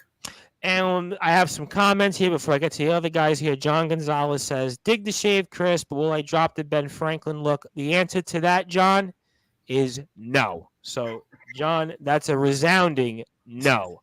So we're number one in like 5 towns in England, and they like the look. So in England, they love the look because we're number one in Yorkshire, Chorley, Barrow, Morecambe. Those towns are what will keep Sportswire Radio alive. So that's the honest answer. Carlos Otoro Chavez says, Marte hitting the pitcher to start. Yeah, I think Justin had brought that up. So that's a good point. That was a good point. I think Justin had brought that up earlier on in the show. And Brad Weiss is having technical difficulties throughout the week. Poor Brad Weiss. And Mets the weather's been bad. I don't know. Guys, I got the I looked it up. I got the box score for the. I have it too. All right, let's go to the box score because I want to hear. You'll never get the Expos pitcher. You'll never get that guy. So I'll give you him, Dustin Hermanson. Oh boy, yeah. Dustin Hermanson, who pitched for the Cardinals, if I'm not mistaken. He was former Cardinal. All right, the Mets, you should know the starter. Rick Reed. No, keep going. No. Bobby Jones, I mentioned. Think of him as a closer instead, and you'll know him. As a closer? Oh, not Jason Isringhausen. Yep. Jason Isringhausen. I got it. Well, there you go. Yeah, Jason Isringhausen. Yeah, all right. I don't even remember that. He was the starter. Well, you were at the game. You would have certainly had the memory better than I would. And what date was that? Remind me again. What September 13th, 1997. And this, I'm not going to go through the Expos, but this was what the Mets put out that day. Carl Everett Yeah, he in the ninth inning, Carl Everett got a big hit in the Carl ninth. Everett, who I think had he started the inning, if I'm not mistaken. Which one? I think Everett started the inning. If I'm not Yeah, mistaken. he did. He got a he got a big hit, and I forgot who scored. Carl Everett, whose attitude was about as big as his bat. I mean, Yes. his attitude. So Everett was the leadoff hitter that day. Edgardo Alfonso was number 2. Okay. Johnny Olerud 3. Butch Husky 4. Carlos Baerga 5. Brian McRae 6th. Todd Pratt 7th. Ray Ordonez 8th. Isringhausen. It's not a horrible lineup. It's not a great lineup. And Gilkey was a pinch hitter that day. Yeah, and Piazza didn't start catching. I remember that. Carl Everett hit a grand Piazza slam. was still a Dodger. Yeah, Piazza wasn't. Oh yeah, Everett 97, 97, yeah. Game. yeah. But it wasn't that bad a lineup. No, it wasn't a terrible lineup. Well, I mean, September 13th, 1997. So attendance would have been like what, 15,000? Because the Mets at that point were like, I think, on the peripheral edge of the postseason race. We had 24,208 that day. The Mets win put them at 80-67.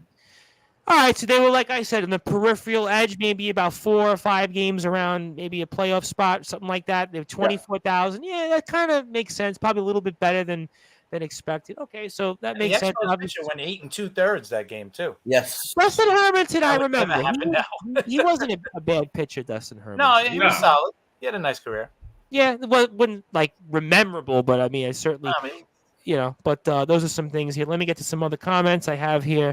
Carlos Torres Chavez said Norwood and Newble got a day off, but needed like a month off. Well, people get days off because the game here, it was rained out tonight and probably tomorrow. I think safe to say based off the forecast here that we're looking at tomorrow. So I would be, very surprised Not looking if good. if they play here. I mean, for you, the brute force, obviously, I feel like I should ask you this question, the other guys, because I don't know if I'm going to lose you in a few minutes or not. But obviously, and John Gonzalez chimes in here and says, I believe Todd Hundley had a big year, 97.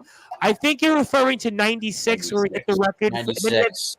30 home runs, I think, was 97. He had an injury, and then he was, never really the same after that. I think he had maybe one more year with the Dodgers. We had like 20-plus home runs. But Todd Hundley, I think, was he in the Mitchell report? Am I getting him mixed up? Was he? Not that I remember.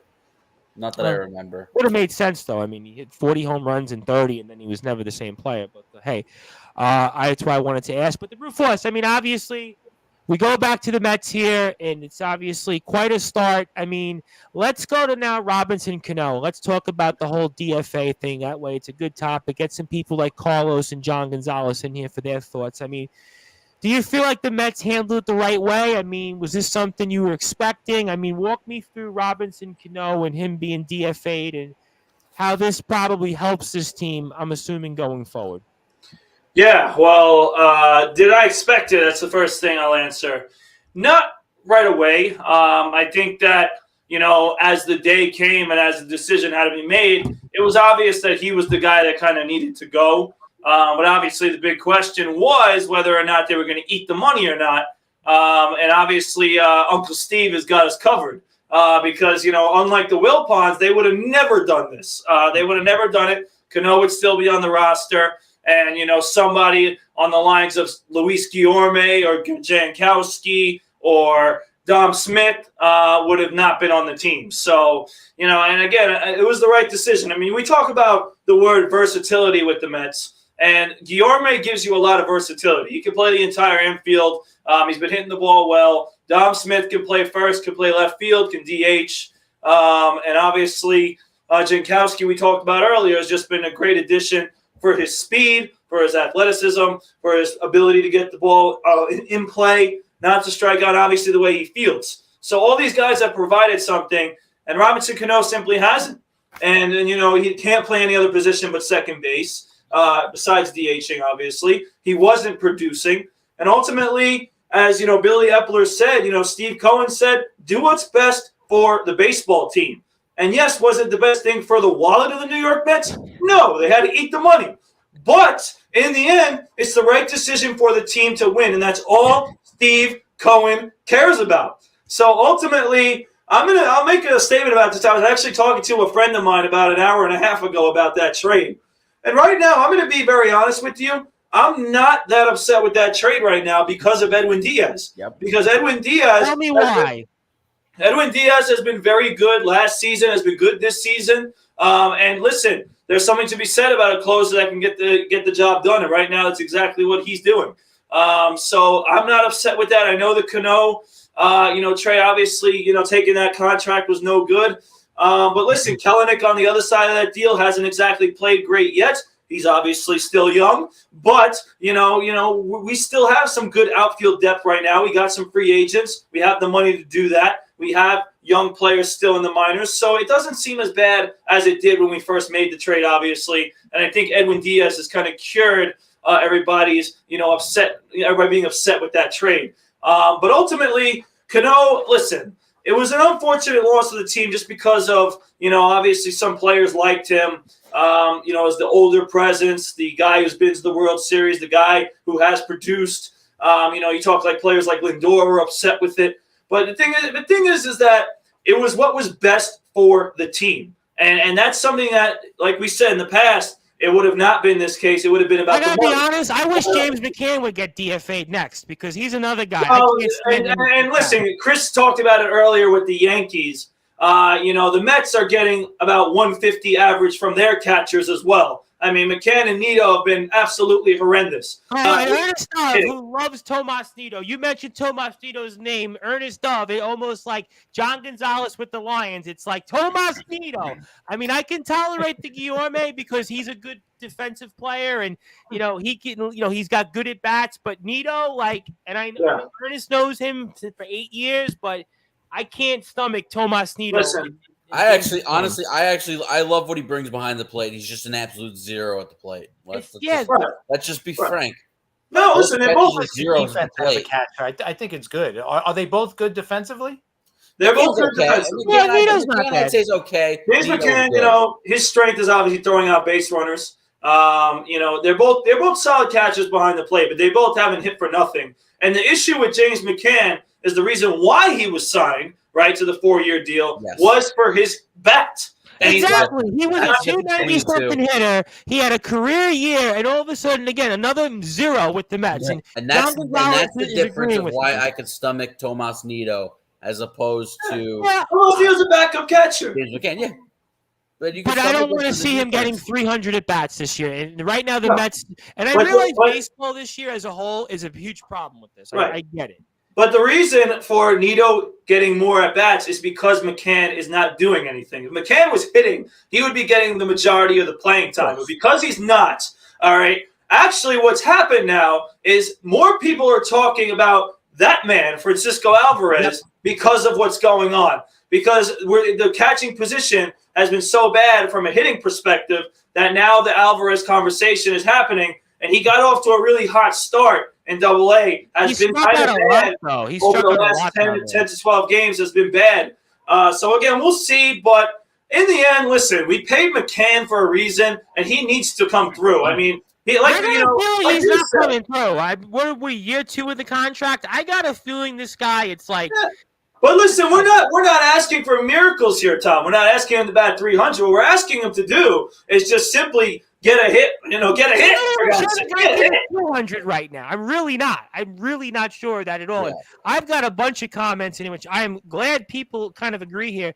Carlos says youth speed and teaching can be coached. Cano is past all that. Yeah, Cano is finished. I don't want to see Cano ever again with the Mets. Yeah, he's washed. John Gonzalez says Cano is another Bonilla. Yeah, Bonilla, Rick DiPietro, you fill it in. Yeah, but they're getting that money out of the way now.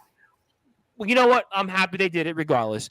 Carlos Otoro Chavez II. There are teams that need to take a stab at him, but Cano's depth not needed. We even lost a few minor leaguers because Cano was on the roster. Yeah, I agree with that. John Gonzalez says, yes, Tom, McCann is a bum. He's bad at the plate. He's bad at the plate. That's all I can say. Carlos says Nido keeps improving on defense, but he can't. Yeah, listen, his defense, he's a backup catcher. Yes. He's a nice backup catcher, but he's not an everyday guy. And I get Ernest loves him. He's a huge fan, but I just can't stomach him 3 times a week. It's difficult to find great catchers. Yeah, the catcher's position, it's went from 10, 15 years ago, you had like several great hitting catches. Now, what do you have? 1, 2? I mean, yeah, I got a name for you as I also once I talk about my thoughts on the Cano situation. Sure. Don't want to get everybody. So, first of all, my thoughts on Robinson Cano. This obviously had to be done, and actually, I'm going to say that I actually expected the Mets to make this move. And I thought about this over the weekend. You saw Dom Smith get the 4 hits on Sunday night. Obviously, we talk about the speed that Travis Jankowski brings. Luis Guillorme is the only guy who can potentially play shortstop if Lindor needs off his feet or Guillorme's a utility player. He gets hurt. So those guys weren't going anywhere. The only debate could have been JD Davis, but I like his bat more than I like Robinson Cano's bat. So, I mean, they made the move that had to be made, and that was DFAing Robinson Cano. And each guy that comes off the bench for the Mets provides you something. Dominic Smith has gotten some big hits of late, and he plays a very good defensive first base. Luis Guillorme, the infield versatility that Brad talks about. Travis Jankowski, the speed, the fastest. I think he's won the Mets like 3 games this year already, just because of what he's brought to the table. JD Davis, good against both righties and lefties. He's not a true platoon player. So, and it allows you to move. It gives you a chance to get Escobar off his feet. It gives you a chance to move McNeil to the outfield to get Canna off his feet. And look, I mean, they have positional versatility, and that's great. They definitely do. Getting to that comment about the trade, you know what? The trade's been okay. I kind of wish they didn't trade Miguel Castro, but Joel Ellie Rodriguez has kind of settled in a little bit. He's been a bit of a roller coaster, but you expect that from a lot of relievers. They're going to have their good nights. They're going to have their bad nights. And I'm sure, Miguel Castro's going to have his ups and downs too. I mean, it's just kind of the part of being one of those middle relievers. What's that? He walks a lot of guys. Yeah, that's a concern. You know what? And that's always been a concern with Castro. Is he's got that great fastball, great slider, but not always controlling it. And but here's a name I want to throw out here because John brought up Francisco Alvarez, and I'm not. We kind of saw Michael Conforto get rushed to the big leagues, and Chris knows where I'm going because I jumped on the spaces before. So Chris knows where I'm going with this. I'm not one to rush Alvarez to the big leagues. I agree with you. I would like to wait until midseason next year. Let him get his seasoning in at AA. Let him perform well again so we can get promoted to AAA and start 2023 at AAA. The name I'm watching for, and I think now that Robinson Cano's money is off the books, this can be possible. Now, how they deal with that are on the roster to bring this guy in, that's a whole different story. If you could eat some money and throw James McCann in this trade, I'd do it.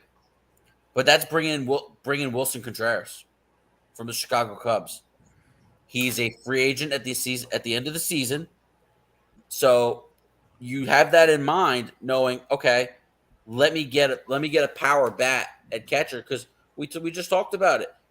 Great catchers offensively are scarce. What do we got out there? We got Salvador Perez, who had a monster year last year. Will Smith of the Dodgers.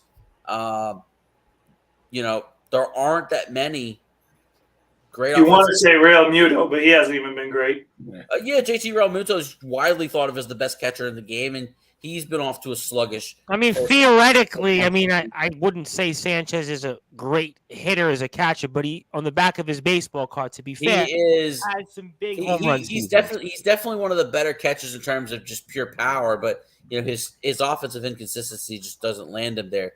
But I mean, why not take a half a season stab at Wilson Contreras, and then who knows? Maybe Alvarez is ready by opening day next year, and he could win the job out of camp. Yeah, I'm looking at Alvarez's numbers right now. You get more seasoning, and you don't rush him. 24 strikeouts and 71 at bats, 239, 337, 493, 4-14. I mean, the strikeouts are a little alarmingly high. The very batting average is What low. level is he up to? Double A? Double A. Double A is the Yeah, biggest. it's a little low. That's very alarming in Double A. Yeah, and Double A is really the league that is really where you cut your teeth, because that's a where big the step moment. going from Yeah, one Double A to is the big Double A. the big step. So I don't know. I'm on the fence with that. I'll get to Rob Maraska in a second on Cano. But I mean, Chris, obviously you saw Cano more than anybody here. I'm going to ask you a different question about Cano rather than the whole situation with Cano and the Mets. And I'll throw it out to you in a different way, in a different context. Do you think somebody takes a stab at Robinson Cano and brings them in, or have we seen the last of Robinson Cano? I think we've seen the last of him, to be honest. He looked pretty bad with the Mets, right? Yeah, he was the whole awful. steroid thing. If he tests positive again, he's done he's out, right? Because it would be his third strike. Yeah. So I don't think anybody's going to take a chance. Why utilize a roster spot on a guy who's not even hitting, and he's not a good fielder anymore. So what are you keeping him for? I don't think in this day and age with the way baseball is, they don't like to waste a spot on a left-handed pinch hitter. You know what I mean? And that's all he is. And he's not even hitting well. So why keep him? Pinch hitting? Right. He went from a guy that was going towards who was heading to the Hall of Fame. If you remember, 3,000 hits, and we're looking at close to 500 career home runs. And now I thought, a few more years, if he keeps this up, he's going to be a Hall of Famer. But then, with the steroid, the 2 positive tests now, he'll never get in. No. So it's just a shame. Like, he went from so high to so low in not that long of a time. So yeah, I don't think so. I think we've seen the last of Cano. And before I get to Rob Maraska, Carlos Chavez says here, Alvarez, guys are figuring him out last 2 weeks. Yeah, that's what I heard exactly. John Gonzalez says, you never know. Cano could sign with the Baltimore. Anything is possible. Yeah, that's fair. There was talk about the Mets looking to use Cano in development and coaching. I guess. If you want Robert, why not? They have said they did say they would welcome him back in another capacity if he chooses to stop playing. I wouldn't have a problem with that. But I don't want to see him on the field. I wouldn't. I don't. But and you know what? And speaking of that trade, who made that trade? Brody Van Wagenen. Who's back as being his agent? Brody Van Wagenen. And to John's point about that trade being awful, that trade was always going to be about the success of Edwin Diaz. They were taking on the contract of Cano to lessen the prospects that were given, and they even threw money in themselves. You got to remember, the Mets traded 4 pieces in this deal. They traded Jared Kelenic, they traded Justin Dunn. Justin Dunn right now is not even on the Mariners anymore. He went to the Cincinnati Reds as a part of the Jesse Winker, Eugenio Suarez deal, and he's even hurt right now. He's not even pitching for the Cincinnati Reds. The Mets threw in Jay Bruce and Anthony Swarzak. So the Mets still now. Again, the jury is still out on Jared Kelenic, and we'll see him come to town next weekend. Actually, but the Mariners playing the Mets at Citi Field next week.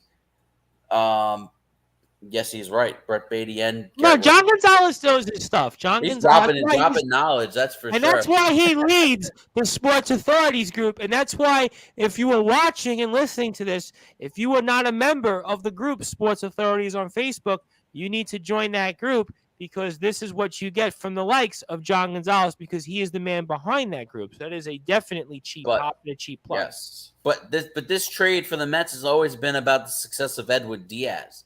And this, with Rob here, this is a good time to throw this out here, because coming up is, what do the Mets do with Edwin Diaz? He's a free agent at the end of the year.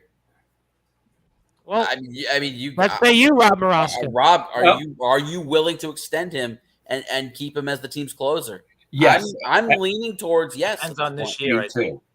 I'm leaning towards yes, because I think he's got over that hump of pitching in New York. It was rough his first year. Let's face it. He imploded, but right now he's looking good. He looked great last night in the 9th inning. Oh, he was filthy.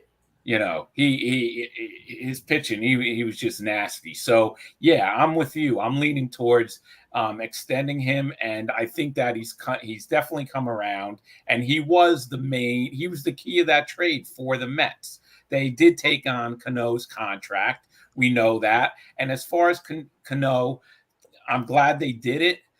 The Wilpons, like you said, would have never done that. No way are they going to eat that money. No way. But I had it with Cano after his second suspension because that's just being selfish. And you know what? Not for nothing. Guys are saying, oh, well, what happened with McNeil and Lindor wouldn't have happened if Cano was in the locker room. Hello? Cano got suspended twice from baseball. Isn't that worse than what happened between Lindor and McNeil? I mean, give me a break. Because those two could easily make up, and now they seem like good friends in the middle of the field. I mean, so I'm glad they had to get rid of Cano. Like we were talking about this online all week. They had to get rid of him. Yeah. They made the right move. Eat the money. It's not about the money anymore with the Mets. It's about winning. And you know what? And it's about time. I mean, listen, it's definitely about time. And I got some more. I got some more comments from Carlos, and I'm happy to see that people are tuned in on the board. So the baseball talk definitely people like. That's always good to see.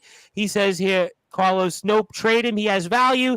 He says, put McCann and Diaz, deal him, and get Contreras and money in place. No. I can't do that. Let me get to Brad, but I got to say this.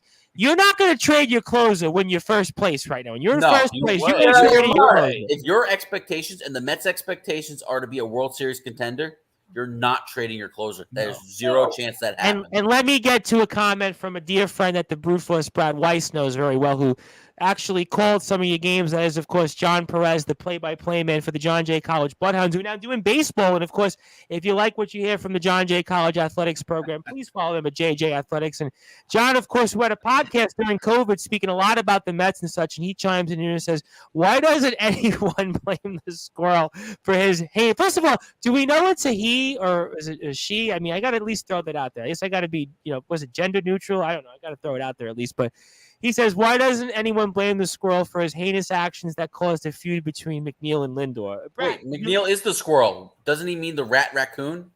I guess. Does anybody want to, Brad, you want to answer some of those things? You want to go back and answer? I mean, let's just start with Carlos. I'm sorry, Carlos. I mean, you cannot trade Edwin Diaz, all right? You're talking like he's got value. Well, yeah, he's got value to the Mets right now. You get rid of him, who's the closer right now? I mean, you got to think about that. Number two, this is obvious. Do you extend Edwin Diaz? Of course you do. I mean, listen, right now in the game of baseball, there aren't that many closers that are as good as Edwin Diaz. All right, to be honest with you. He's been so much better. He's still young. I can't believe you just said that Edwin Diaz essentially is one of the best. Give me a few that have been better. I mean, there haven't been that many. So, listen. I'd argue pound that he's got the best stuff. It's always been the consistency that's lacked with him. Yeah, but I think Rob Maraska is 100% right. I think that he's figured out the New York scene. Listen, just like Lindor had a bad year his first year in New York, so did he. But I got to give him one thing on Lindor. The last month of the season, he did hit 7 home runs. He hit 3 home runs against the Yankees. Yeah, listen, they're both was starting to turn it around. Yep. They're both figuring it out. By the way, both of those guys have a great relationship. And you want to talk about 2 cornerstone players you want to keep on the Mets for many years? It's Diaz and Lindor. So I really think there's like Lindor. I got to be honest. I like Lindor. There's something about him. I like him. I was watching him. You were at the game. There you go. Listen, John Perez not only does a great job for John Jay, but he knows what he's talking about there. I nailed it. That's a perfect contract. That's perfect right there. I mean, a funny Brad Weiss story. Anything like that you remember from Brad in the court? Anything you want to share on air? Anything about Brad, John? I would love to hear it because I'm sure somebody would catch that. But, listen, he does a great job for John Jay, so I'll give him a shout out for sure. He deserves it. So, yeah, Edwin Diaz, listen, I'll say one last thing. Sound those trumpets, all right?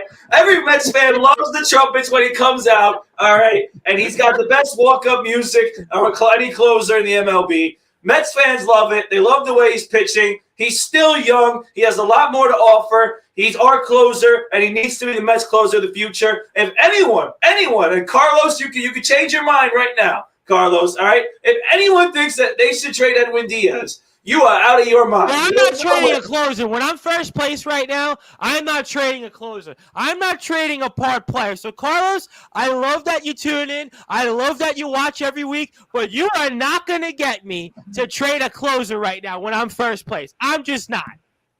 Yeah, and to Brad's point, he's 28. And he's pitched, 8 years in the big leagues already? 8 or 9 years? Yeah, and this is his, I believe, 4th season with the Mets. Yeah, 2019. They got him at like 25 RBI, 25 years old. And this is his 7th year. Okay, so 7th year, and he's got one of those years where he led the major leagues in saves with 57. So, I mean, 2018. Listen, I'm not trading a closer when I'm in first place. No, I'm just, that's impossible. I don't care what you offer me. I just can't do that. I mean, if you want to come up with another scenario, Carlos, if you want to argue that Edwin Diaz shouldn't come back, I'm fine with that. If you don't want to extend him, I can live with that argument. But you're not going to get me with a straight face to say I'm trading my closer right now. Well, if he goes, who's closing games for the Mets then? Seth Lugo? Right? No. This year not that. Can I throw a crazy scenario? And I can't believe Rob Maraska is going to know who I'm going to reference. And I can't believe that I'm going to reference this here because there was somebody that, Mr. Maraska, you would know very well that actually was an employee at the building that you resided in.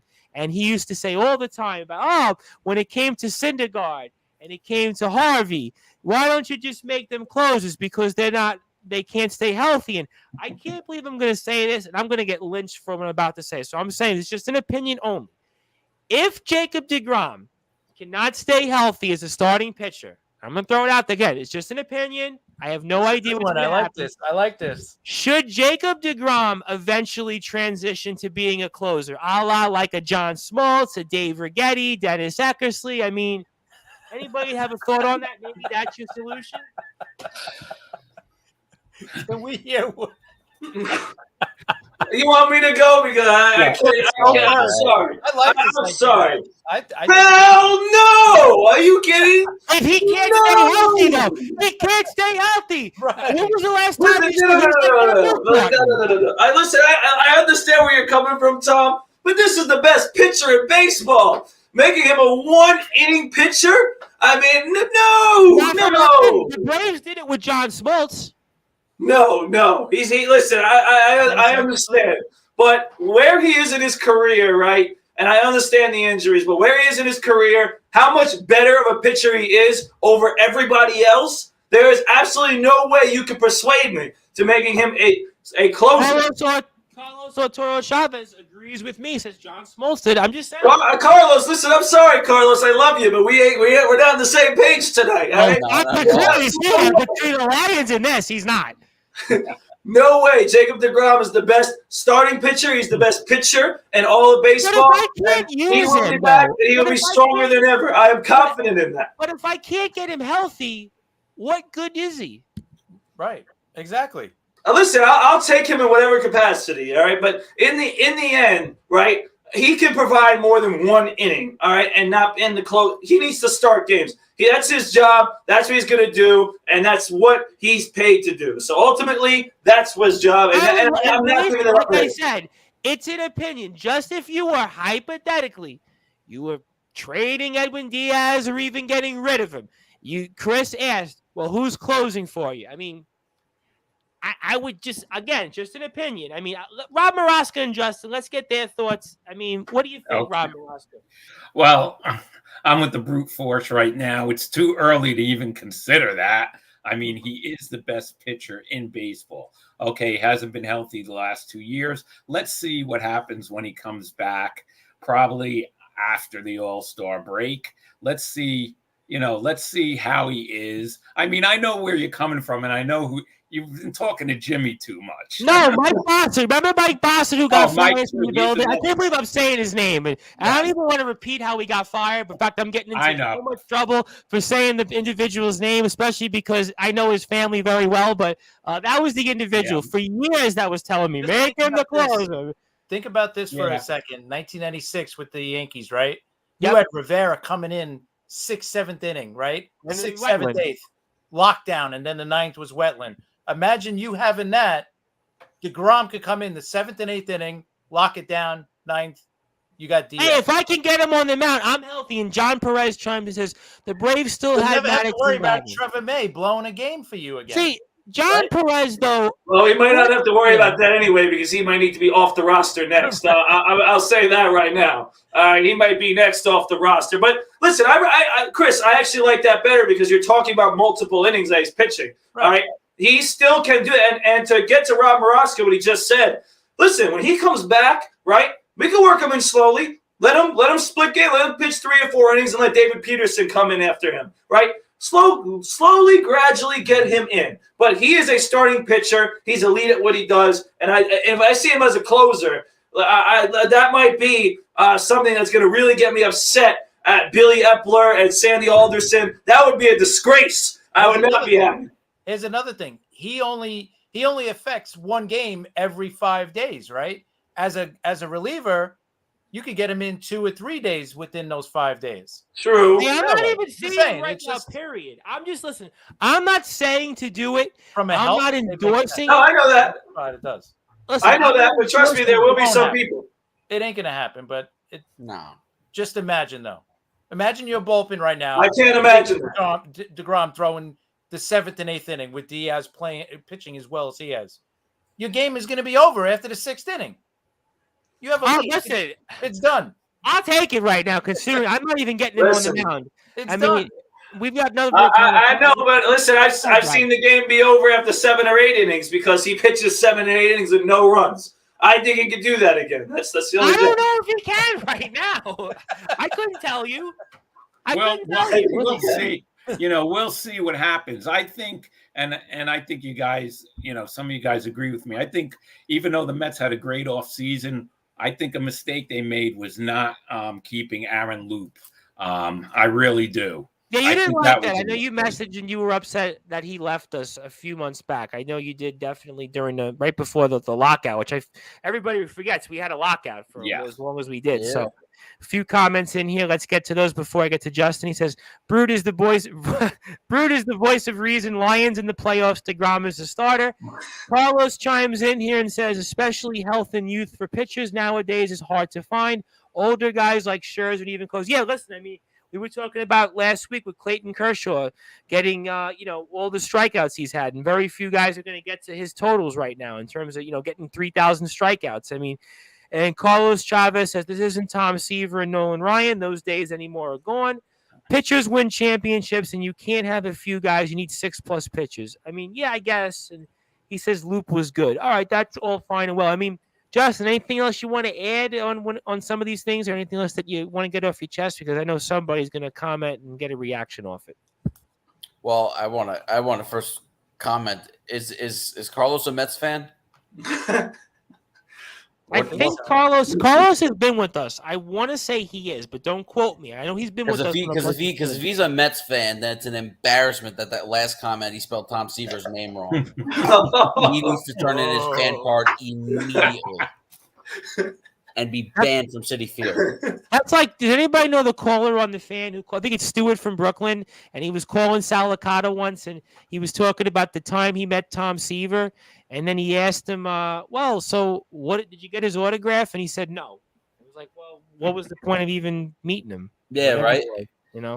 So he says Mets and Yankees. Oh, that's how you know he's an immediate fraud. Oh, Absolute fraud. Kick him off the chat. Absolutely. No, we can't. I need all the ratings I can get. There's no such thing. You cannot. You can't do But he that. says that was auto. Listen, to be fair, I have a problem all the time on my iPhone with auto. I do have a problem on WhatsApp. Anybody has WhatsApp here? I always have a problem. But you know what? You can't be a Mets and Yankees fan. You're one or the other. You're a big fraud. That has set me off for the rest of the night. That has set me off for the rest of the night.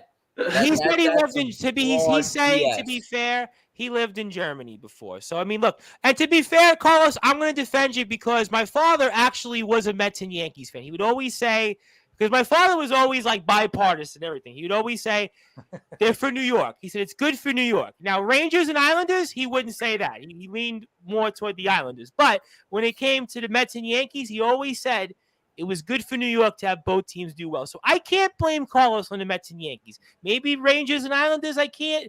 Maybe Jets and Giants, but I got to give him a pass on the Mets and Yankees. Because he might have had a family member who was a Yankee fan first and became a Mets fan. So we rooted for both of them. So listen, I'm going to give Carlos the benefit of the doubt on it. I'm going to give him the benefit of the doubt. Because I mean, example A, my mother's a Yankees fan, and I in no way root for the Yankees. I'm a Mets fan. They're my team. I hear you.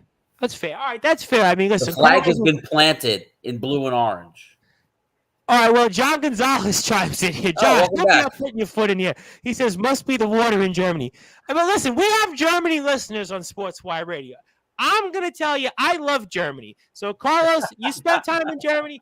I can tell you, I can show you the roles. We have people that tune in from Germany. We have our wrestling fans that come in from Germany. We love Germany on here. I love Germany. I am a big fan of Germany. We love the Germans. I am as pro-Europe as anybody else. I could join the EU if I could. So I'm going to definitely disagree with John Gonzalez. Tom should go into politics, actually. He's doing pretty good. Well, I'm going to tell you something. I'm going to plead the fifth on all that, but I'm going to say, listen, Carlos, we love you. Don't be discouraged. We love you on Sportswire Radio. John Gonzalez, we love you too in the Sports Authorities group, but I'm going to disagree with that. And he also says here, again, military reasons. I grew up there in Germany, super stations. My father was a soldier. Right. So that means thank you for your service, Carlos. Yes. Thank you for all that your family did for us. Thank you for giving us those opportunities here to be here on Sportswire Radio, to be on sportnarium.com/player, to be speaking with you. And he says it was either to be a New York fan or an LA fan. Yeah, I mean, listen, you were an LA fan, I would feel like you'd be a front runner. Like if you told me you were a Lakers fan, you told me that you were a Dodgers fan, I'd say, well, maybe hit the brakes on that. But you listen, I can't argue with Mets and Yankees, and this is coming from a Mets fan. But again, we love New York. We love all our people. We love all our countries. We have people that tune in from all over the world, and I want to make sure that they are all represented, they are all supported here, and all loved. And I want to change something on MLB baseball talk here that everybody can agree on. So we're all going to get something in here. John Gonzalez has a Dolan question. We'll get to that, obviously, but everybody, I got to ask this question. You're all going to probably agree with what I'm about to say. What is going on with the Cincinnati Reds? I mean, I looked, 3-21. I mean, should they even play baseball in Cincinnati anymore at this point? I mean, what's going on with the Cincinnati Reds? Let me go with Chris first. I'll work my way around. I mean, the Cincinnati Reds, this is embarrassing. I mean, I know the Orioles have been bad, but the Cincinnati Reds, should they forfeit the whole season? They may as well. I mean, they only got 3 wins this year. It's pretty embarrassing. It's amazing how Major League Baseball lets this go on. You know, this is a team that was very close to making the playoffs last year. And they made it in 2020, and this is a proud franchise. Right. I mean, this is like an all-time franchise. You know, you're talking about the Big Red Machine from the 70s. But this is also a great example, or the best example, of why the Major League Baseball needs a salary cap with a floor. They need to get these cheap owners to spend money. It's just ridiculous. It makes no sense. And Major League Baseball is like the billion-dollar industry, and they have no financial structure. The other leagues have some kind of structure, right? With a cap, with a floor. So teams can't do this. And it's just it's embarrassing for the league because they're not the only one that's doing it. You got Cleveland, you got Baltimore, Miami to an extent. Yeah. It's crazy. It makes no sense why they do this. It really does. And John Perez, what's John? I don't even know. John, I love you. I know you very well. But he says, do you know how hard it is to lose 22 games? No other team is even close to 22 losses. Respect. John. No, I have no respect. 22. I have no respect. And the problem with the bigger problem is Major League Baseball is letting these cheap owning teams run the league. Because think about it. If you had the Mets owner, if you had the Yankees owner, Los Angeles, Boston, Philadelphia. If you had any of them running the show, they would be like, they're going to spend at least $150 million on payroll. So this is a joke. They're letting these other owners. But here's the thing about the Reds, though. They're 3-22. I mean, you look at these other teams that aren't spending money. The Cleveland Guardians, they're 12-13. Oakland's hanging in there. How They're about at least Arizona's somewhat competitive. improved I this know. year? I mean, The Oakland A's, okay, they're in last place now, and that's where they're going to be. But they're 10-16. That's not all how that about Miami? terrible. Miami was on a winning Baltimore. streak up until recently. Baltimore is 10-16. Yes, But their Miami. payrolls are a joke. They're now 12-13. I don't care These how Diamondbacks, like Tom said. Their payroll's a joke. Yeah, but This is abominable. I mean, this is but the Reds are making it an utter joke of it. Right. It's even worse. It's the worst joke. embarrassing. Listen, 3-12. I'm sorry, John Perez. If you were an announcer, I know you, John Perez. You would hate calling Cincinnati Reds games. I know you, John Perez. You like to call a winner. Trust me, we all like to call winners. We all like to follow winners. 3-22, that would be torture. That would be like when I had root canal a few years ago to go to the ballpark there and cover that team. It's an albatross. I want to go over to the brute force Brad Weiss because, Brad, you played. John Perez covered you. He called you games. I mean, how would you feel? I mean, you would have to be so incensed right now about an ownership in the front office because this is a joke. This is a joke. Yes, it is. I mean, listen, I've been 5-20 before. That's not far from this record. Yeah, but you guys were competitive at least. But at least we were competitive, and at least we had players on the roster that other teams respected. I mean, let me give you guys, because I actually looked at this and I'm hysterically laughing. Let me give you a few names that were in the Reds lineup last night. All right, we got Brandon Drury batting second at second base, okay? Batting 240. Okay, we got Matt Reynolds, who I'm pretty sure was in AAA for the Mets, starting at shortstop. Oh, Matt Reynolds. In the lineup, right? Starting at shortstop. Then we got Albert Almora Jr. in center field, starting. All right? Albert Almora Jr. I mean, these are bad. Like, these are bench players at best, starting for the Reds. And I mean, we can go down the list here. I don't even want to go any further. Those three say it all. I mean, this team is a tragic embarrassment. I mean, like you said, Tom, even when we had our bad years, at least teams respected us. At least we were competitive. At least we had players on the roster that you respected, right? Other teams respected. I mean, no one's got no damn respect for these Cincinnati Reds. They just Tommy go Pham really like wet your panties? I'd say probably not. I mean, listen, they don't scare nobody. They're like, fresh leaf, coming off a tree. Like, no one cares about that. I mean, it's just bad about watching this team. And listen, I haven't seen the Cincinnati Reds crowds, but I'm sure there's not going to be many people going to games for the rest of the season. You know what? In June and July, between Oakland and their 20 fans, and between, I'm sure Miami, it's going to be poor attendance. Baltimore, Cincinnati. I mean, there's going to be Pittsburgh. I'm sure it's going to be some lousy crowds. I'm sure it's going to be Philadelphia. Listen, the Phillies, if they continue, I'm sure it's going to certainly be some so-so crowds. I got a number of comments. I'm going to jump in here, and he says here, let's see. We've got just imagine a woman that has the best last owner for the Reds, and no man has helped. I think he's talking about Marge Schott. That's Marge Schott, yep. Yeah, okay. He says Marge Schott. John Perez here says I've called them. Yeah, John has called some bad John Jay teams, but I feel like those John Jay teams were at least fun. They competed, and he did call the 2020 team, and the women's team this year was actually pretty good. So it's not always been bad at John Jay. And Carlos says I feel bad for the Reds fans in Ohio and Kentucky. Yeah, listen. That's a legacy franchise. I mean, you think about all-time teams in Major League Baseball. Now, correct me if I'm wrong. Weren't the Reds like the first team in Major League Baseball, like the first team in the National League? I'm pretty sure. Yeah, like 1881 or something like that. Yeah, I mean, that's just, I mean, Mr. Nebraska, I got to have you ask you this. I mean, when it comes to the Reds, and you've seen a lot of Red baseball, this isn't like as low as I think it's ever gotten for the Reds. I got to be honest. Definitely. Listen, that was a proud franchise. Johnny Bench, Pete Rose, Concepcion, Morgan, Perez, Joe Morgan, Tom, on and on. Red. Got to mention Tom Seaver is a Red. Of course. Well, I don't want to mention that, but yeah. Barry Larkin, Tom Browning was good. Jose Rio, friends of ours on Facebook. I mean, he's in our sports authorities. You've got to mention Jose Rio. I mean, some great players the Reds have had. But you got to, I'm glad that they're this bad because maybe once and for all, they'll take the title away from the 1962 Mets as the worst team ever. I heard that on the radio yesterday. I think was Boomer and Gio?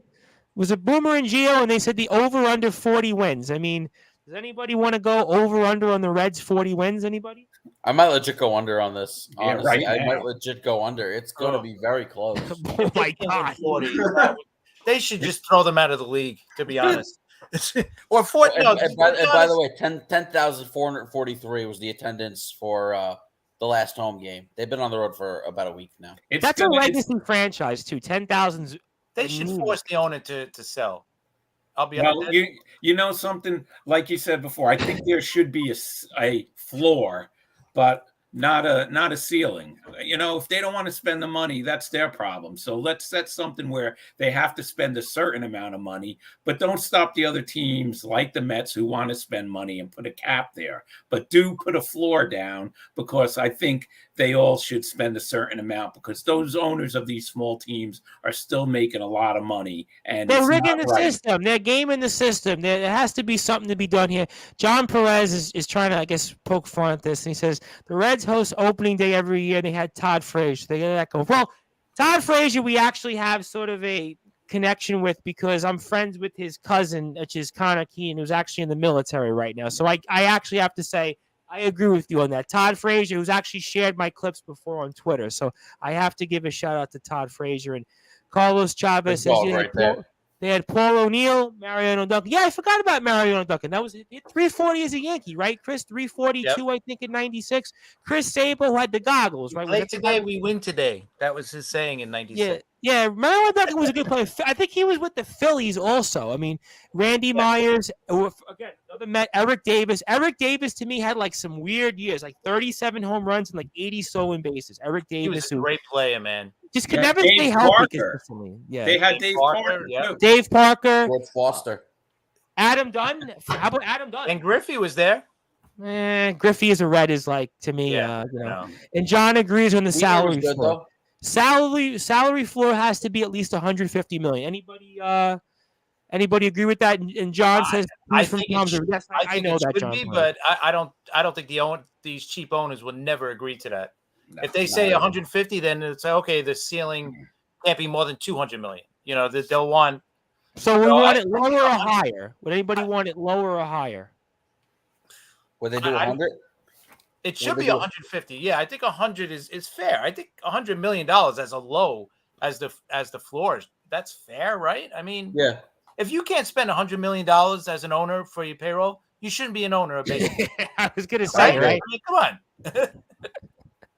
I'd love to be an owner, but I cannot afford that. So guess what? I'm not the owner. I can barely afford Sportswire Radio. I mean, exactly. Ask me to own a team. I can afford Sportswire, but John Perez here says Todd Frazier was Tom's River. Yes, I know that because of Connor Keenan and his baseball career. Revenue sharing works. I guess. I mean, not really. There are 8 teams under $100 million for payroll. And John Gonzalez says, forget about those guys. They had Pete Rose, Johnny Bench, Joe Morgan, Tony Perez. Yeah, we mentioned them. We definitely mentioned all that. I mean, I'll go to Brad. I mean, do you think the salary floor should be $150 million? Do you think that it should be less? What do you think? I mean, I think that's fair, $150 million. You know, but again, you know, if it has to be $100 million to make a compromise, sure. But you know, it's the same thing everybody's talking about. I mean, if you're not willing to spend money, right, on your baseball team and you're an owner, you should not be an owner. You clearly don't care. You're basically saying to everybody, okay, the team's 3-22, and I don't give a damn. All right, that's basically it's abominable. 3-22. It's abominable. No, like you said, it wasn't too long ago. The Cincinnati Reds were a respectable team. I mean, they had some players that were respectable, and then they go from that to this. I mean, that's a major drop off. So it's just embarrassing. And at this point, you know, listen, I know Cincinnati's a legacy, but if this continues, like if they have a few years this lethargic, I could never imagine the Cardinals doing this. I could never imagine the Dodgers. Listen, you know what? I'm sure there's some owner in Montreal that'll take them, or Vegas. I mean, you know, at this point, it might if this goes for a few years, like they embarrass themselves for a few years, they should be gone. I tell you what, you might have a point because you got me convinced. And John had said if Billy Beane had $150 million, he might have won more than one playoff series in 20 years. I would probably agree with John Perez on that. And John also says Ryan Friel, Paul Wilson. Paul Wilson had one good year with the Reds. I know he had one good season with the Reds. And Joe Randa, I think it was Joe the Joker Randa. Joe Randa, If I'm not mistaken, John Perez, was Joe Randa a 300 lifetime hitter or very close to it? He was always one of those guys that could hit like 300 in his sleep. He had like no power. You know who he reminded me of? Jeff Cirillo. He and Jeff Cirillo were like very I feel like I remember Joe Randa on the Royals, too. Yeah, he was, I think, on the Pirates also. I think he was the Pirates, the Reds, the Royals. He was like Jeff Cirillo. Jeff Cirillo was a guy who hit like 300 every year. Little power. Yeah, exactly. And Carlos Chavez says here, you guys are forgetting that these agents are shooting for the moon as well. Yeah, I guess. I mean, if you want to say that, if you can't put a competent product on the field, you should not be able to. You should not be an owner. Yeah, I would force the owners to sell. I mean, I wouldn't move that team out of Cincinnati. I wouldn't want to see that. They love the Reds out there. They just want a competitive product. And you have the owner's son ticking people off on opening day by saying, well, where are you going to go? So, I mean, his comments were out of line. And these fans are revolting because you're not putting a competitive product on the field. Listen, you can't blame them. Listen, why would I want to spend my hard-earned money, especially in this day and age, and then go to a product that it's not very good? Listen, I'm trying to be as kind as I can because we're on the radio and we're a family station here, but it's an awful product. It's terrible. I mean, why would I want to spend my money on it? Doing now? I think they're looking at what the Astros did a few years ago. Astros did the same thing, right? Tigers did the same thing in the 2000s also.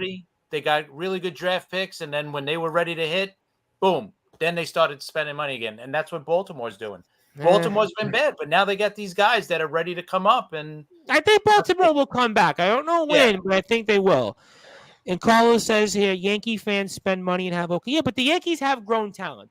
It's not been all what it was 20 years ago. And John Perez is killing me here. He says the Reds can split half the season in Montreal with the Rays. We remember a booming success baseball was with the Expos. I guess so. With that, so I guess let's the running joke here. Let me do the Steiner math here, the Scott Steiner math for our wrestling fan. So if I took half the Reds and like half the Rays, would that give me a full spending baseball team? How about the Reds and the Pirates? So if I get the Reds and Pirates, would that another give proud franchise, the Pittsburgh Pirates? Ugh. Baltimore in 3 years will be okay. Yeah, I think so. There's talent. There's talent in the pipeline. I actually think things are going to turn around for Baltimore soon. I hope it turns around for the Reds. The fact that we're talking about the Reds and half a season with the Rays in Montreal. I mean, John, you're almost killing me with a laughter here. I mean, I don't know what to tell you other than, I hope it gets better in Cincinnati. I mean, that's the gist of it. Anything else anybody want to add on the Reds before we move on and maybe get a few other thoughts and before we move on? No. Anything, Mr. Maraska, that you want to get off your chest? I mean, you have a thought or two on Clayton Kershaw. I was listening to, I think it was MLB Radio earlier this weekend, and before we move on and get some other thoughts in here, and he says here, John Perez says Youppi, the mascot. Well, Youppi was a better mascot than the Philly Fanatic. That's for you, Brad. So anyone is. Okay. And for you, Mr. Maraska, 3,000 strikeouts. Are we looking at Clayton Kershaw potentially getting it, maybe being the last one to get 3,000 strikeouts? I know Justin was talking about that on his podcast. What's your thoughts on Clayton Kershaw, Mr. Maraska? Yeah, unfortunately, I think he might be the way things are going with the pitch count and innings pitched and all this stuff. That's just the way baseball is. And I understand it because the owners have a lot of money invested in these guys, so they really can't pitch complete games. So there's not going to be as many strikeouts as a Seaver had, or anyone like that. So Nolan Ryan or Randy Johnson or Kurt Schilling, anybody else that got those numbers. Yeah, it's not going to be like that anymore. So yeah, he may be. It's a great feat, and That's Hall of Fame strikeouts right there. But unfortunately, the way the game is now, I don't think we're going to really see that anymore. For anybody else here, Brad, Chris, I know Justin spoke about it. Any thoughts on Clayton Kershaw and a 3,000 strikeout milestone? If we're seeing maybe the last guy with a shot at it, anybody have a thought on that real quick? Well, Greinke's at 28 something. That's what I wanted to bring up. Oh, that's right. Instead of me giving my opinion, I wanted to throw that to the crowd and see what everybody thought about Zach Greinke. Right? Can he pitch another year or two to get it? Because he's not a big strikeout guy. So What's he, 30, He's not 38 quite now? Kershaw. Kershaw could still close in on 200. he's this year. 38 and he's at 28-16. So 184. Would he come back next season? I think one more year with the Royals. If he came back next year, I'd say, yeah, he'd probably get it. If he came back next, I don't know if he gets I don't 184. know. He's just not a I big don't know. K guy, like he's not going to strike out. Think about it. He'd have to strike out 184 from this year and next year. Yeah, that's doable. But Yeah. I mean, if you're comparing it to Kershaw, Kershaw's the guy who could potentially still drop 200 this year. Right. Yeah. That's going to be Kershaw, I close. think it's gonna Kershaw will be- get it. I mean, but he's 300 away. I mean, unless he gets hurt, right? Yep. I mean, that's a possibility too. You never know. You have a thought, Brad, on that? Anything that comes to mind on 3,000 strikeouts? Anything before we move on? No, I generally agree with what everybody's saying. I do see that, Kershaw has that chance. And obviously, we hope he doesn't get injured, which, again, we had this conversation weeks ago when we were talking about the no-hitter that he potentially could have had. And they obviously did not let that happen to, allow him to pitch the whole season, be safe. But, yeah, Greinke, I got to agree. I really don't see him getting it. He's not a strikeout pitcher. He's got 7 strikeouts this year. I just checked. 7 Yeah, strikeouts. it's not really good for him. And I honestly think this could be his last season, with Kansas City and just end of year. So I'm not confident in Greinke. I still give Kershaw a fighter's chance. Here's a name. Right. Yeah, I think so. Garrett Cole is 31 years old, and he's got 1,700 Ks right now. Possible, but that's hard. He's already over 30. Healthy. Yeah, you'd have to stay healthy. He's already over 30. I think he's got a 50-50 shot. 17, you said 1,700 strikeouts. He's 31. Yeah. Yeah. And he's got 7 years left on his Yankee contract, or 6. I think 30. 200 a year. That's 14 or 12. I think he's got a shot. I mean, we're gonna pull up. Thanks to the crack staff for giving us 200 this. Ks in 7 years. That's 1,400. Then he's got it, right? Yeah. That's 200 Ks a year, and he should average more than that. But Well, you also could figure that he might not be able to get to 150 when he gets older. right. I don't know. I mean, and this as we're talking about Kershaw, this one I have question for Rob. I mean, what's your thoughts on the significance of him becoming the all-time leader for the Dodgers in strikeouts? Because that's a franchise that is rich in pitching, as rich as it gets. I agree with you. I mean, that's amazing. If you think about the pitching, the Dodgers, I mean, that Dodger team, what a history. And, he didn't pitch long enough, but just think about Koufax, okay? Yeah. That guy, he was just so amazing. And he left the game on top. And, you got to give him credit. He could have pitched some more, but you know what? He didn't want to. And that arthritic elbow. Yeah, definitely. And he made the right move for himself. And, even though he didn't pitch that many years, Hall of Famer, one of the greatest pitchers of all time in those years that he pitched. Oh, listen, he had 5 years, right? 5 are like the greatest years. And 62 to 66 was really the Sandy Koufax that we know. He pitched, I think he pitched 12 years in the big, 11, 12 years in the big leagues, but it was 62 to 66 where Sandy Koufax was on top of his game. But he also had Don Drysdale as his partner. Yep. Don Newcomb and Johnny Padres came before them. You think about some of the amazing seasons Oral Hershiser had for the Dodgers. Listen, Bob Bob Sutton, the man he just passed. Yep. Even Hideo Nomo was a Dodger, had a couple great years. I mean, really good seasons. Yep. Kevin Brown. I can't believe I'm saying it, but Kevin Brown had actually a lot of years with the Dodgers. I mean, so there's a great history there. And John Perez is funny. He says, plus Garrett Cole will have to find a new substance to work with. So, I mean, I don't know about that. Cole won't get 3,000 strikeouts. Carlos says being a lefty helped Koufax. I mean, maybe so. Maybe so. I mean, obviously, that's a possibility. But look, he did have 5 great years, and you can't really argue that. Looking at some of the players who could be maybe candidates, they're really. I mean, Chris Sale, I think I heard was mentioned. Was it your show? I think Justin about Chris Sale. I mean, I don't know if Chris Sale gets there. I was throwing names out there, but he was definitely on the no list. David Price, I don't think will get it. Nope, Johnny Cueto's not getting it. Nope, Bumgarner, I don't. Nope. No, I don't see Bumgarner. We know that Wainwright's retiring after this year. He's definitely not getting it. Yeah, I don't know who else I could really say, hey, they're going to definitely get to 3,000 strikeouts. It's, which is ironic because strikeouts are up across baseball. It's just pitchers aren't pitching long enough. No, I mean, look at Nolan Ryan. It was unbelievable at his age that he was still striking people out. I mean, that's just never going to happen again. Well, Nolan Ryan pitched for 27 years. I mean, he was pitching really he was 44, 45 and still, striking out 300 batters. I mean, unbelievable. Even Randy Johnson was pretty good, up until he came to the Yankees, really. And then he was kind of different stuff. And John has a good question here, which I'll throw out there. And, I'm just going to talk baseball because at this point, people are tuned in. I mean, I can't, I always like to go with what people want. And John says here, on a serious note, baseball does have to work with pitchers to come up with a universal substance. Too many hitters are getting plunked. Yeah, I heard Salicata talk about this. Anybody have a thought or two on that for our baseball guys? I know, Justin, you played. Either a substance or Patrick always talks about it. The ball that they use in Korea. In the Korean league, it's KBO. Tacky. KBO, yeah. It's not as smooth as the one here. It's a little tacky, so it's better to grip. So, but they got to come up with something because it's too much of an issue at this point. So, look at how many Mets have been plunked. I mean, I lost count on how 22. many. I think it's 22 now. But I mean, it's just ridiculous at this point.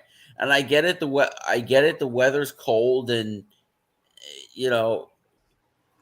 it's hard to grip. But still, I think we just have an issue with they change the baseball every day, and and also think about how many baseballs we use in a single game. I mean, it would also help. It would also help if you use the same baseball for a bunch of pitches in a row, because then it gets scuffed up. It's easier to work with. It's been used. You use about 120 baseballs a game, on average. So I mean, ball hits the dirt, throw it out of play.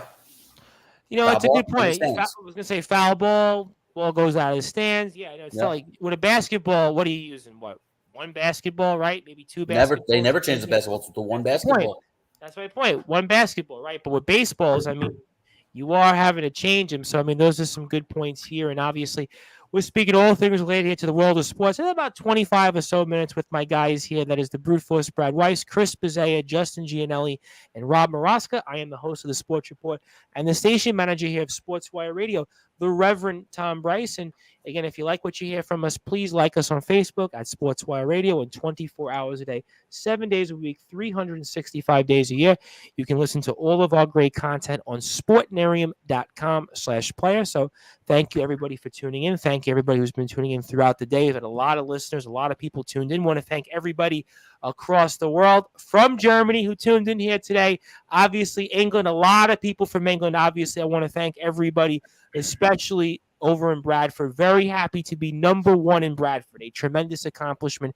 Thank you to everybody out there in Bradford, and thank you to all of our people in Barrow and Morecambe and Chorley and everybody else that's supporting us out there. I really cannot thank you enough, and I'm looking forward to meeting you guys one day. And Mr. Maraska, obviously, I'm going to change topics here, move on from baseball. So I want to give you the floor, and one or two things you're watching could be Mets, baseball related, before we get closing thoughts from you.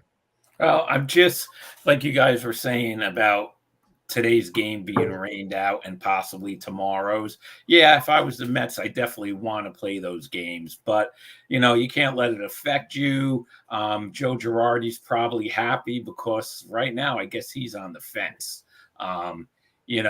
Really, and we wanted him as manager of the Mets, but I think everything turned out for the best right now. We got a lot of season left. I did want to mention this little giveaway that I got going on that I told you about during the week. Absolutely. Yep. Absolutely. Okay, Topps has come out with a baseball card to celebrate the Mets no-hitter last Friday. And I got a hold of a couple of cards. They're coming, they're on the way. So what I'm going to do is I'm going to give away a Topps baseball card that celebrates this rare feat of 5 pitchers pitching a no-hitter. And all you have to do is listen to this show, go to Twitter and follow me at @rmaraska, like it, and retweet it. You got to retweet it, and you got to listen to the show. The lucky winner will be announced on a future show, so just check me out on Twitter at @rmaraska and watch this show live every Friday. Repeat that one more time on how people can get involved with that and your information so people know. We'll certainly post a clip tomorrow for all of our social media channels and also for Tobacco Road Sports Radio and Desmond Johnson. But one more time, repeat that. Okay, it's at @rmaraska on Twitter. You have to follow me. You have to check out this show. You have to like that tweet. I'm going to put it up later tonight. And you have to retweet it. And it's for, like I said, Topps came out with a card celebrating the no-hitter last week. It's a limited card. I was able to get a few, and I'm going to give one away in the upcoming week. So just do that. Follow me on Twitter, like it, and definitely retweet it, and listen to this show every week.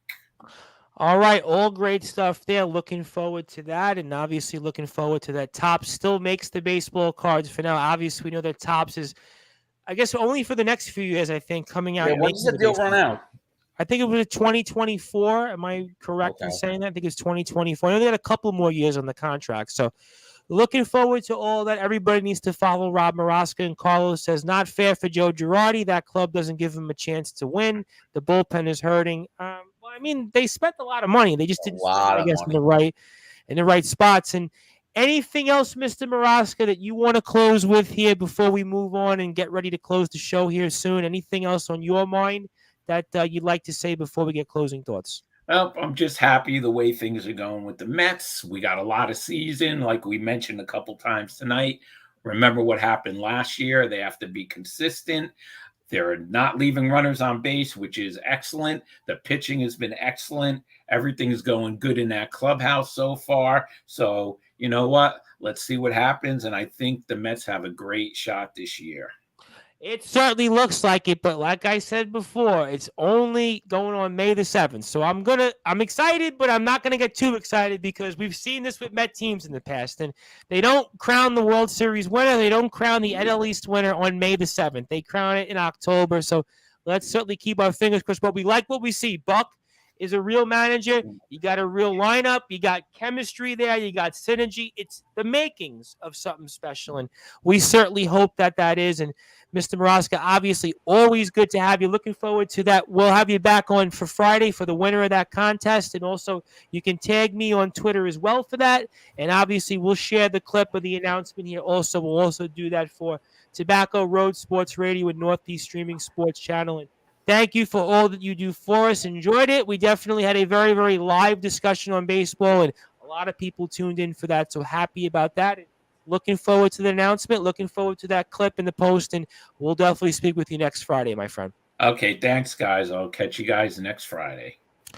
And that was our longest tenured analyst, Rob Maraska. What a lively discussion we had on baseball. We had a lot to do. We talked about DeGrom. We talked about the Reds. We talked about Cano. We talked about memories. And this is what you get on Sportswire Radio. And before I move on and get into closing thoughts, maybe a few thoughts on the NBA playoffs before we get out of here, I do want to also break next Thursday, because if I don't mention it, I'm going to forget. And I do want to bring it up. Next Thursday, we're going to have the assistant women's basketball coach for the Northwest Florida State College basketball team. That is Stephen Gilbert. I'm excited to speak with Coach Gilbert and his journey. Coach Gilbert and I had a very, very productive conversation throughout the week on Instagram, and I want everybody to follow him on Instagram at Coach Steve Gilbert. I want to thank Coach Michael Williams again for that opportunity, of course, with the Williams Advancement Agency. You can follow the Williams Advancement Agency on Instagram at Williams Advancement Agency. Coach M. Williams, also on Instagram as well. So I'm excited for this opportunity to speak with Coach Gilbert on his opportunity and everything that he does. And that'll be next Thursday. It'll be, I think, 7 o'clock Eastern time. So that'll be on all of our social media channels, also on sportnarium.com/player. So I'm excited to speak with Coach Gilbert. I'm always excited to speak with coaches who are on the journey and are in our scene, our circuit. So I am very, very excited about that. So thank you, Coach Gilbert. Thank you, Coach Williams. Thank you, Williams Advancement Agency. We're happy that they are working with us once again. So I want to thank Coach Gilbert and Coach Williams for that. So I want to get to the NBA playoffs real quick before I get to closing thoughts. And I want to obviously talk about the Lyndhurst baseball team. I want to talk about a few other announcements to a charity event that we're actually sponsoring, a telethon. I'll get to all that. But let me bring back the brute force, Brad Weiss, in here. And Brad, give me an update in the NBA playoffs so far. There's a lot going on here. Kind of run it down to me very quickly before we move on, and I'll get Justin, and then we'll move on to other topics very quickly. So it's been a while since you've been on, so recap your thoughts here in the NBA playoffs and where we are at the moment. Yeah, absolutely. So obviously we have 4 series going on. 2 of them are been played tonight. One of them is about to end. The other one has concluded. I'll start with the Heat and 76ers series. That series is 2-1 Miami. The first 2 games were pretty much dominated by the Heat. No Joel Embiid, of course, because of his injury to the face. He did come back tonight, and he led the 76ers to a home win against the Heat, which Miami had a stinker on offense tonight. It was a pretty stinky offensive game as a whole. One good run in the third quarter. That one good run. Yeah, it wasn't really a great offensive game as a whole, but the one guy who did play well tonight, which was a big key for the 76ers, was Long Island native Danny Green, who had a really good night. And that's big for the Sixers. So shout out to him. I still wear Danny Green sneakers to my men's league games. So shout out to Danny, of course. Hopefully it helps you on the outside shot. I did hit a 3-pointer from my last level up men's league game. So my last 2 games, Tom, I'm averaging over 14 points a game. So wow, you're 14 a game. When was the last time you averaged 14 a game? Senior year at Plainview? It's been a while, but it's only 2-game stretch. For the season, it's obviously less than that. But for a 2-game stretch, I certainly figured that. So, I've been off to a hot recently on the men's league front. For all those that are curious. But Miami and Philly, I do expect, I did expect Philly to win 1 game. This was that game. I think Miami's going to come back and play a lot better offensively. Game 4, I think they take that game and win it at 5 in Miami. Even with Joel Embiid, his impact was visible today, but I really just don't think that it was enough, and I don't think it will be enough in the next 2 games. He's got the ligament tear. He's got the face mask. I mean, I don't know. I really don't know. Yeah, it's just a lot to work through. And, again, today it was mainly Miami struggling offensively more than Philly winning the game. So that's that. Now, to get to Phoenix and Dallas, kind of similar story where, the first 2 games were dominated by Phoenix. They had some really great games. Chris Paul, the guy we continue to talk about, as you guys know, on my brute enforcement list that I had a few weeks ago, I put him number 1. I think you heard that, by the way, because he's had some games like out of this world. He's definitely, I don't know if he heard my brute enforcement, but he definitely took it and ran with it for sure because he's played very well, and he had 2 great games. But tonight, the Mavericks, Brendan Fitzpatrick's Mavericks, are coming back today, and they're currently winning in Dallas in Game 3. So that is also a developing story. But again, Phoenix has looked good. I do expect them to win the series as well. But I did predict earlier that this would be a 7-game series. I'm kind of doubting that at this moment, maybe 6. But I do think that the Phoenix Suns will advance. They've looked very good. And again, they didn't have their best game, just like Miami. So similar in those 2 games. Yeah, now, a little bit. That's fair. To get to this series, that's been really interesting because of many different fronts.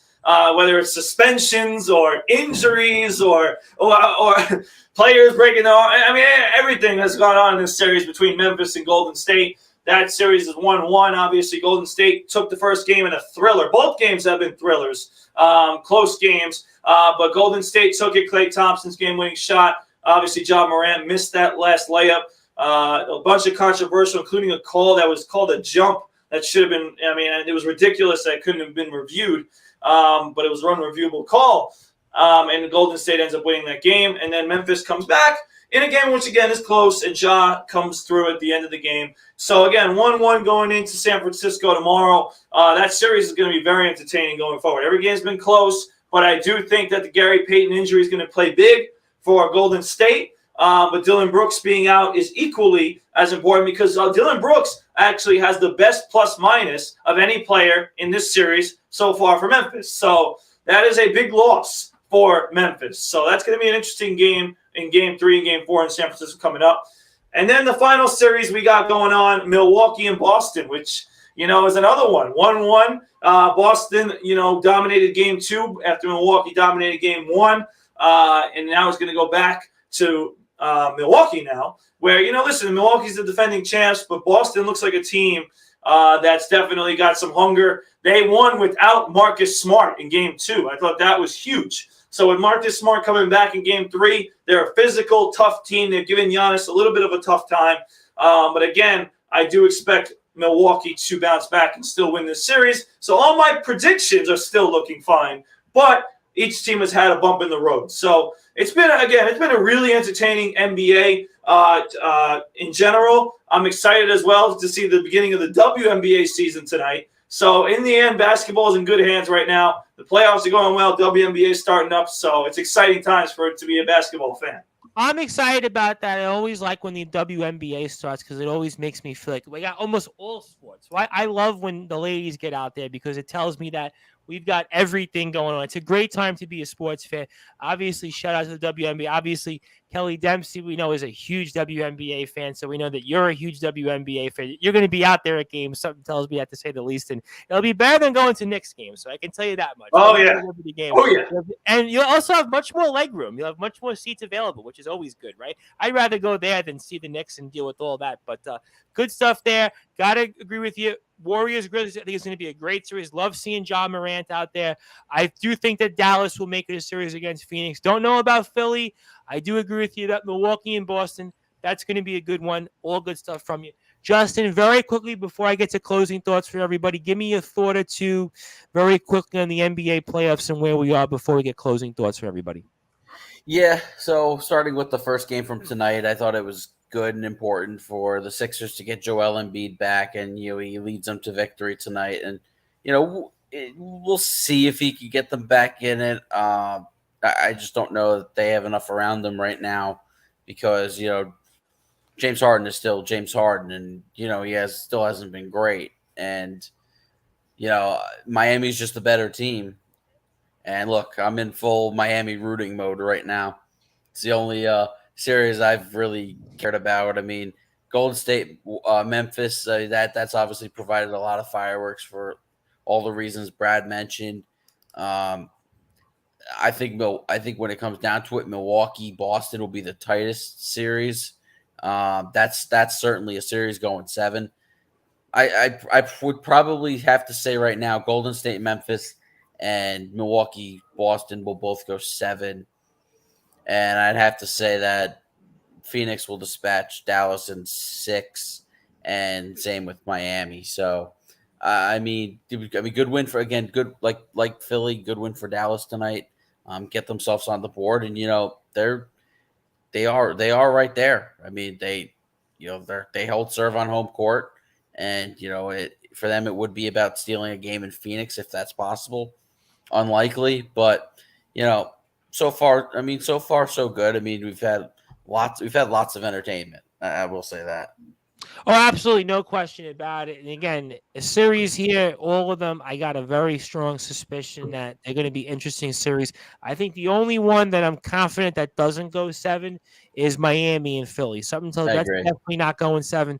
The other ones, I'd say a chance. I like Dallas in terms of what they bring to the table, and also Carlos Chavez comes in here. Carlos Otoro says, Embiid is good, but he's a liability for the 76ers, and they need to move on from Tobias Harris, Embiid, and the beard. Well, I mean, that's to be determined. I guess there is certainly pressure there. So they will probably move on from Tobias Harris, and Harden is likely going to pick up his option for next year. He's not opting out and looking for the max. He's going to likely opt in. That's because he knows he's not getting that max. Yeah. Well, I mean, certainly in that case, that's a smart, shrewd business decision for him. So obviously, very quickly, Brad, you have a thought on that before I get closing thoughts from everybody here? You want to just jump in very quick before we get the closing thoughts? Yeah, well, first of all, again, me and Carlos have had a tough night in regards to seeing eye to eye. But listen, Embiid's not going anywhere. He's the face of that team. He's the cornerstone of that franchise.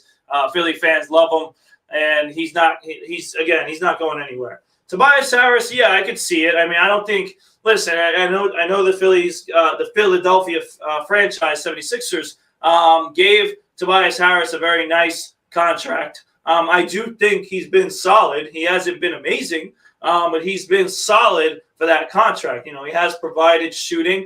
He has provided a physical defender. Is he the best? No, but he's done a pretty good job in his role. And we all know James Harden. Listen, Justin's 100% right. If he doesn't take the option, he would be dumb because, he's not getting a max contract. And, he's kind of stuck with Philly because I don't really know if there's any team willing to go out there and pay him that money, especially with the way he's looking right now. So, again, I'm kind of all with Justin on this one. Embiid staying. Tobias we'll see, and Harden will pick up the option. So I totally agree. The question more or less with Philly is going to be, how do they develop Tyrese Maxey? How do they build more depth? Because they're going to stay in contention in the East. It's just a matter of where, because you have so many good teams like Miami, like Boston, like Milwaukee, amongst others who are obviously going to get better. So it's going to be a tough road for Philly to be able to compete, but they are going to keep the team competitive. That's for sure.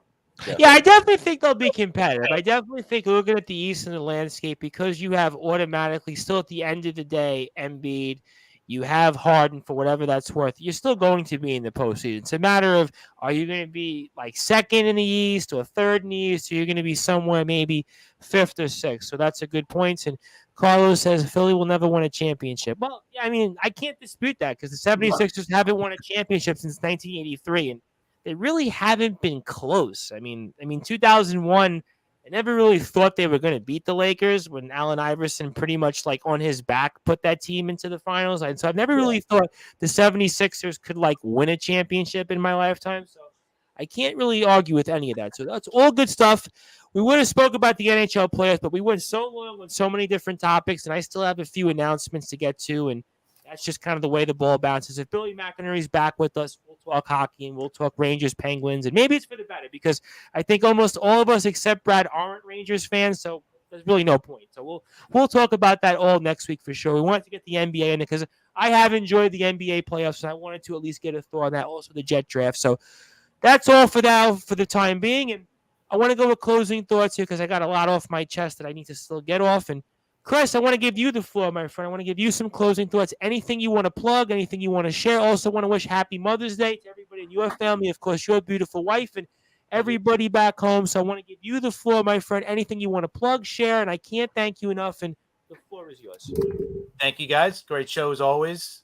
Happy Mother's Day to everybody and their families. We'll be doing a Talking Rivals on Monday. Patrick and I recapping everything with the Yankees and the Red Sox. Red Sox and Yankees are going in opposite directions right now. Really opposite directions. Which is a good thing, I guess, if you're a Yankee. Well, Patrick's not with us anymore, so I really can't defend the Red Sox, unfortunately. No. There's not much to defend. And then Wednesday, Sharman and I will be doing actually, I think we're going to be recording on Monday or Tuesday because we're going to be in Andrew Golden again. I'm happy about that. I like Andrew a lot. I've spoken with Andrew quite a bit off the air. Andrew's a good guy. He's a good guy. And I think Monday we're going to be on Talking Rivals. We're bringing in a guy, Julian, that covers the Yankees as well. Oh, I know him. He's with Grunt Talks. It's Julian Gilardi. Yep. I see him all the time. That's going to be a good one for you guys. Yeah.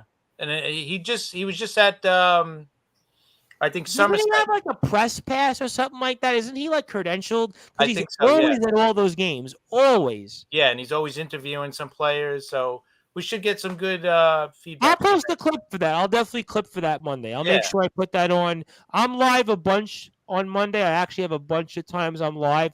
I'll make sure that goes on after I'm off the air so we get some good buzz on. That's a good one. I'm looking forward to that. That's a good And one. I also made a contact too with, if you remember, I don't know if you remember a player named George Scott, played for Boston. Yeah, I heard the name. His son is on Twitter, and his son is pushing some kind of NFT stuff or whatever. Yeah, I know. Ernest, We know NFTs. Yep. Yeah, he asked me to join his community or something, and I did. I was like, hey, one day we got to get together. You know, I co-host a podcast, so he goes, yeah, definitely, I'll come on your show. So we might have him soon too, as well. So okay, yeah, I'm looking forward to all that. Yeah. So other than that, man, business as usual. We'll have the 2 shows this week, and you know, you can catch me at CP7NY. Catch the show at Talking Rivals, the football, the Jet one at Liftoff Jets. Looking forward to all that. Always love hearing from Andrew. Andrew has his own podcast. He does a great job covering the Jets, and I'm looking forward to with Julian. He knows his stuff when it comes to the Yankees, so very, very exciting times ahead. We look forward to playing all that on sportnarium.com/player. So, Justin, I want to give you the floor, my friend. Anything you want to plug, anything you want to share, anything else? I can't thank you enough for all that you do for us here on Sportswire Radio, and the floor is yours, my friend. And fire away. Also, happy Mother's Day to your mother and everybody else in your family. Thank you. And yeah, so I'll next baseball banter will be recorded sometime tomorrow. Going to take a deeper dive into the hot start of the LA Angels. I mean, they are a team that looks like they're going to be a force to be reckoned with. And, you know, they're certainly going to be a tough out in the American League West. They get a 3-0 win tonight over the Washington Nationals. A two-run double by Mike Trout spearheading the offense. And, you know, I think they're a team that we need to be watching going forward, especially with two of the best players in the sport. Taylor Ward, I mean, my God, what a start. Taylor Ward, player of the week last week. He's continued that hot stretch this week. You know, Anthony Rendon's healthy, and you know the Angels are just looking real good right now. Plus, you have a top 3 rotation of Shohei Ohtani, old friend Noah Syndergaard, and Michael Lorenzen's been pitching really well too. So, you know, the Angels have been really impressive so far, and I don't think by any stretch of the imagination this is a fluke. So, you know, I'm happy for them. I'm happy for Trout. Happy for Ohtani. You know that they might be on a team that's going to do some damage this year. So that's definitely something you can look forward to on the Baseball Banter tomorrow. You can follow the Twitter there at bballbantersm, and at my Twitter account personal is at jgianelli12. All good stuff there. Looking forward to the Baseball Banter shows. I really enjoy them. I liked hearing John this week also, so a lot to get into. Really enjoyed the baseball talk. That's why I cut a baseball promo for us on Sportswire, because we got so many baseball shows at this point. I'm like, why not just do it? And I tried to remember all the shows we have. We have the Walking Off podcast with Francisco Castro, Ernest Up, the Pinstripe Chronicles, who ironically didn't have a show today. Usually I have a Pinstripe Chronicles show. I didn't get one. Obviously, Talking Rivals, Baseball Banter, the Upper Deck podcast. So many great shows. You can catch all that on sportnarium.com/player. While we didn't save the best for last, we might have saved the biggest for last. It's always interesting when I get closing thoughts from the Brute Force Brad Weiss. He's always got a lot to say. I want to give him the floor. Anything he wants to share, anything he wants to plug, he definitely knows the drill. And I am definitely looking forward to giving him the floor. So, my friend, fire away. Yeah. Thank you, Tom, for another great week of the Sports Report. Thank you, Chris, Justin, obviously, for another great week. I missed you guys last week, as I was referred to as sounding like Mickey Mouse and other things, because I lost my voice, and it was pretty bad because I was doing a lot of coaching. So I missed last week. I'm definitely excited to be back in the fold once again. As you guys all know, you can follow me on social media at bweiss20 on Instagram, at bradweiss20 on Twitter, and searching Bradley Weiss on Facebook. Now I want to get to, obviously, one of the reasons why I'm very excited for this WNBA season to begin. Like I said earlier, there's definitely a lot of great things going on in women's basketball, including our good friend Kelly Dempsey. Of course, I am supporting Making Waves in women's basketball. Kelly runs it, and she's doing an amazing job representing women's basketball, not only in New York, but throughout the country with some of the top players that she's advertising for. She's doing an amazing job. I proudly wear this shirt and support women's basketball, and you should too by definitely following her and her organization, Making Waves in WB. You can follow that on Instagram, Twitter, and TikTok. She has all those different things, as well as her website, makingwavesinwb.com. She's doing amazing things, obviously, not only for us in Level Up, but also 1,400 followers on Instagram, and I'm 1,403. So she's doing a terrific job. And I'm honored to obviously be a great friend, but also learn a lot from her, as well as her father, Ed Dempsey, who I had a great dinner with last night. Oh, you did? So I did. So I definitely enjoyed that as well. So, he's a big fan of ours, Mr. Dempsey, I understand. He is. He's a big fan of just about everything that I've been able to do, and it's awesome because he's a rival coach of mine. So he definitely supports his rivals even as much as he supports his own. So I definitely appreciate that from the Dempsey family. They've done a lot of great things for me. So be sure the WNBA season begins this weekend. The Liberty are playing their first game tomorrow night. So I'm excited to see what's going to happen with that this year, and make sure you support all the great women out there, as well as all the great mothers on Mother Day. I like to say happy Mother's Day to all the great mothers out there, including mine, the Gentle Force, who I know I have to give a shout out to, my great mom, Lil, who I'm working on her Mother's Day gift as we speak. So I definitely want to give her a big happy Mother's Day here on the Sports Report, and to all the great mothers out there. I also definitely want to talk about this. First of all, let's give a shout out to SJNY. I got to get that right. SJNY men's basketball player Mark Roberts. His birthday just passed, and I want to make sure I give him a happy birthday. Obviously, he's not only a great basketball player, he's also a pretty solid ping pong player that kicked my butt a couple times. That was my favorite part, when we found out that Mark beat you in ping pong. I still am very happy about that. And don't worry, we're working on doing some ping pong again. I know Matt Hurd and I want to play again, even though Matt's so much better than me. But either way, it's all fun, and Mark's doing a great job with the program. So I want to give him a happy birthday, as well as talk about the program, because guess what, ladies and gentlemen? No, I'm not going back to St. Joe's and playing for the team. But I am playing with Coach McSloy and Billy Heenan in a men's league this summer. We're excited to bring some of the guys who are former alumni of St. Joe's and put them together on this men's league team with Coach McSloy, Coach Billy Heenan, amongst others. I'm excited. That's going to start up pretty soon. I'm doing well, like you guys heard earlier, on the Level Up men's basketball team. We're 6-0, and we're undefeated. We won the winter championship. I'm having some good games there, so I'm excited to play with Coach McSloy. We'll see how our chemistry goes, not only as, former player and coach, but also now as teammates on the court. So we're both excited for that. So make sure you tune in and stay tuned to my social media. I'll have plenty of updates on that as well. Now, was he okay with you saying that you were going to play on a team with him? Because I know you and him would be two totally different players. We are totally two different players, but we complement each other well. So he's the one that asked me to play, and I'm incredibly honored. I'm impressed. Coach I'm incredibly honored that he wanted me to be a part of this, as well as Billy Heenan. So, again, super exciting stuff. I can't wait for it. Obviously, they love our show. They love our support for the Golden Eagles. So they're giving it back to us by allowing me, obviously, to come and play with the coaches. So I'm excited for that. And obviously, like I said, I'll have updates on this show each and every week in regards to that. So thank you, guys. Excited to be back. I also got plenty of Mets games I'm going to be going to soon. So stay tuned to my social media for that as well, because it's exciting times for right now, the best team in the win column in baseball of the New York Mets. So super excited for what's to come. Thank you guys for another great week. And I can't wait to come back next week once again. I'm excited about all that. Obviously, hoping to see Justin and the Brute Force in a game together at Citi Field. Certainly stay tuned for all that. Thank you, Carlos Chavez, also for the kind words. Thank you for everybody that supported. And few things first. Let me get to a number of closing thoughts here. And the first thing is related to the SJC New York Golden Eagles men's basketball team.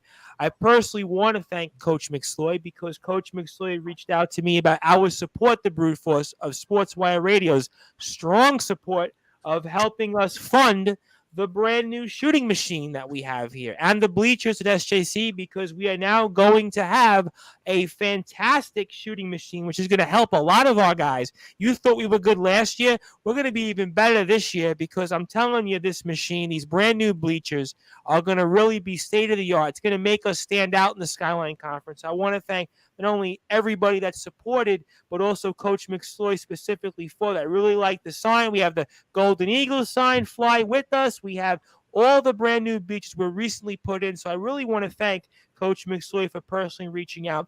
I really want to thank everybody that supported the program. I know Chris Niblock was reached out to. I know a number of different guys. And I want everybody to follow the team still on SJCMBBB. That's SJCMBB on Instagram. Twitter, it's SJC_MBB. So I want to thank Coach McSloy for personally reaching out, and I'm proud to support anything I can for the community. It is always about community. That is why I am still going as long as we have with Sportswire Radio. Also, happy birthday to our boy, Mark Roberts Jr. Love Mark Roberts Jr. We got another year with Mark at SJC. So I'm looking forward to that as well. So happy birthday, Mark. I promised a happy birthday wish to Mark. I personally reached out to him for that. So also want to wish a congratulations on an engagement, speaking of SJC New York, of our boy, assistant coach to the team, Jason Gordieso, because apparently he's getting married to his beautiful fiancee, Kerry, and obviously looking forward to seeing what the future lies with him and his family. And congratulations on Coach Gordieso. And Coach Gordieso picked a good one. All I'm going to say is, not without incriminating myself, he did a good job on that. He definitely picked the right one. He is a very lucky man. I wish him much, much success. And as a reverend, I will say God bless you and your family. And I wish you much, much success. And I cannot wait to see what the future lies with you and your beautiful family. So congratulations to Coach Gordieso on his upcoming marriage to his soon-to-be wife.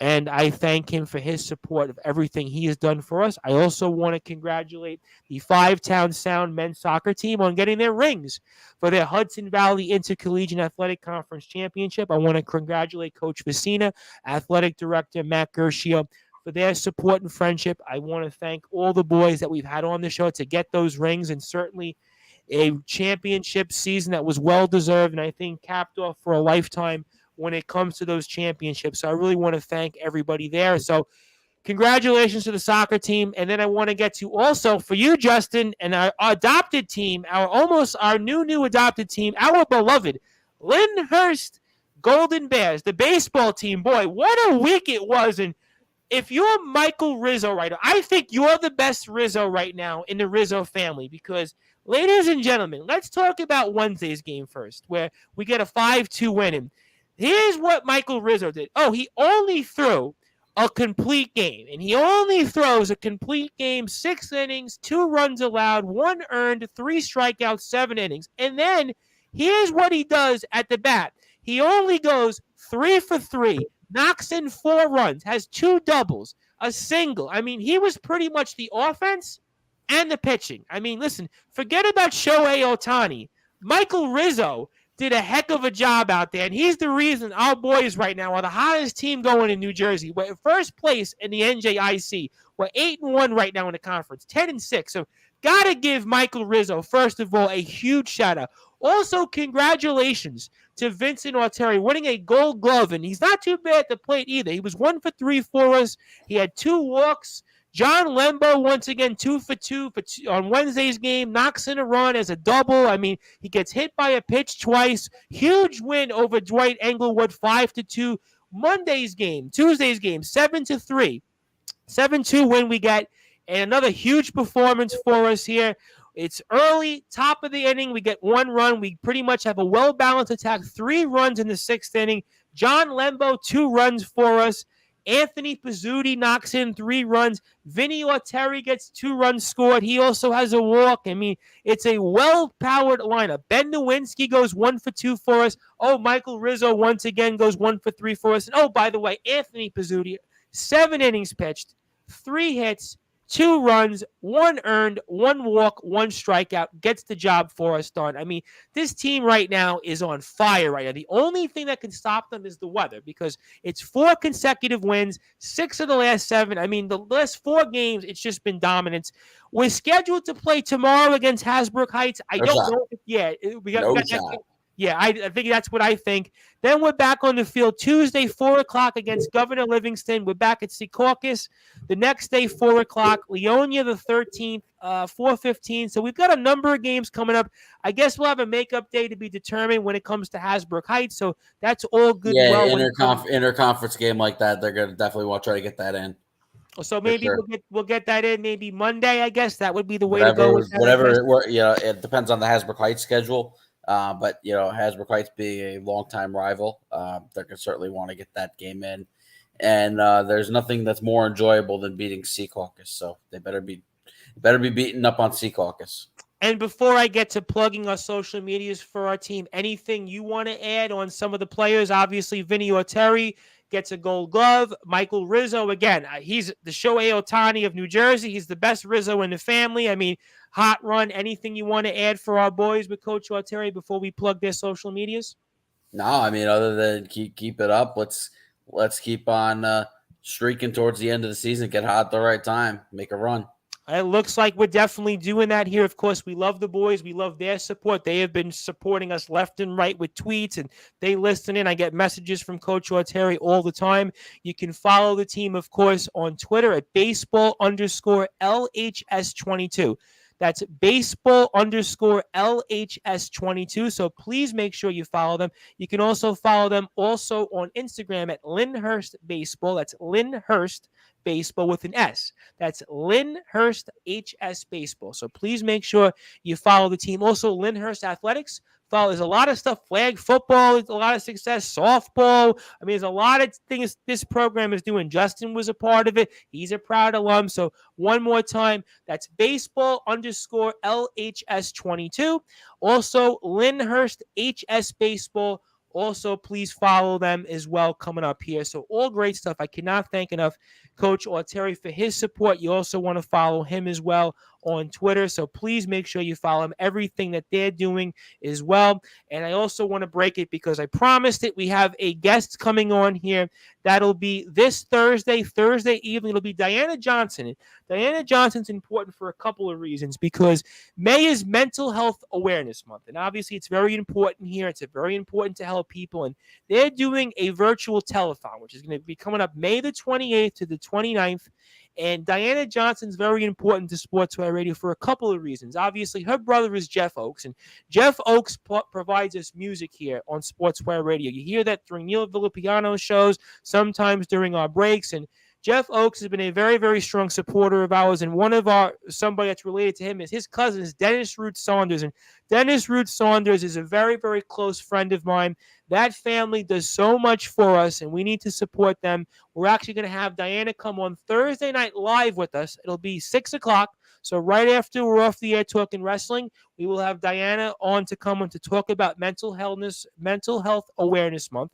Forgive me, Diana, my voice is shot. I've been on the air for like 6 hours at this point, so I apologize if I screwed up on my tongue is tied, but I did want to get everybody to know that we are going to have you come on Thursday night.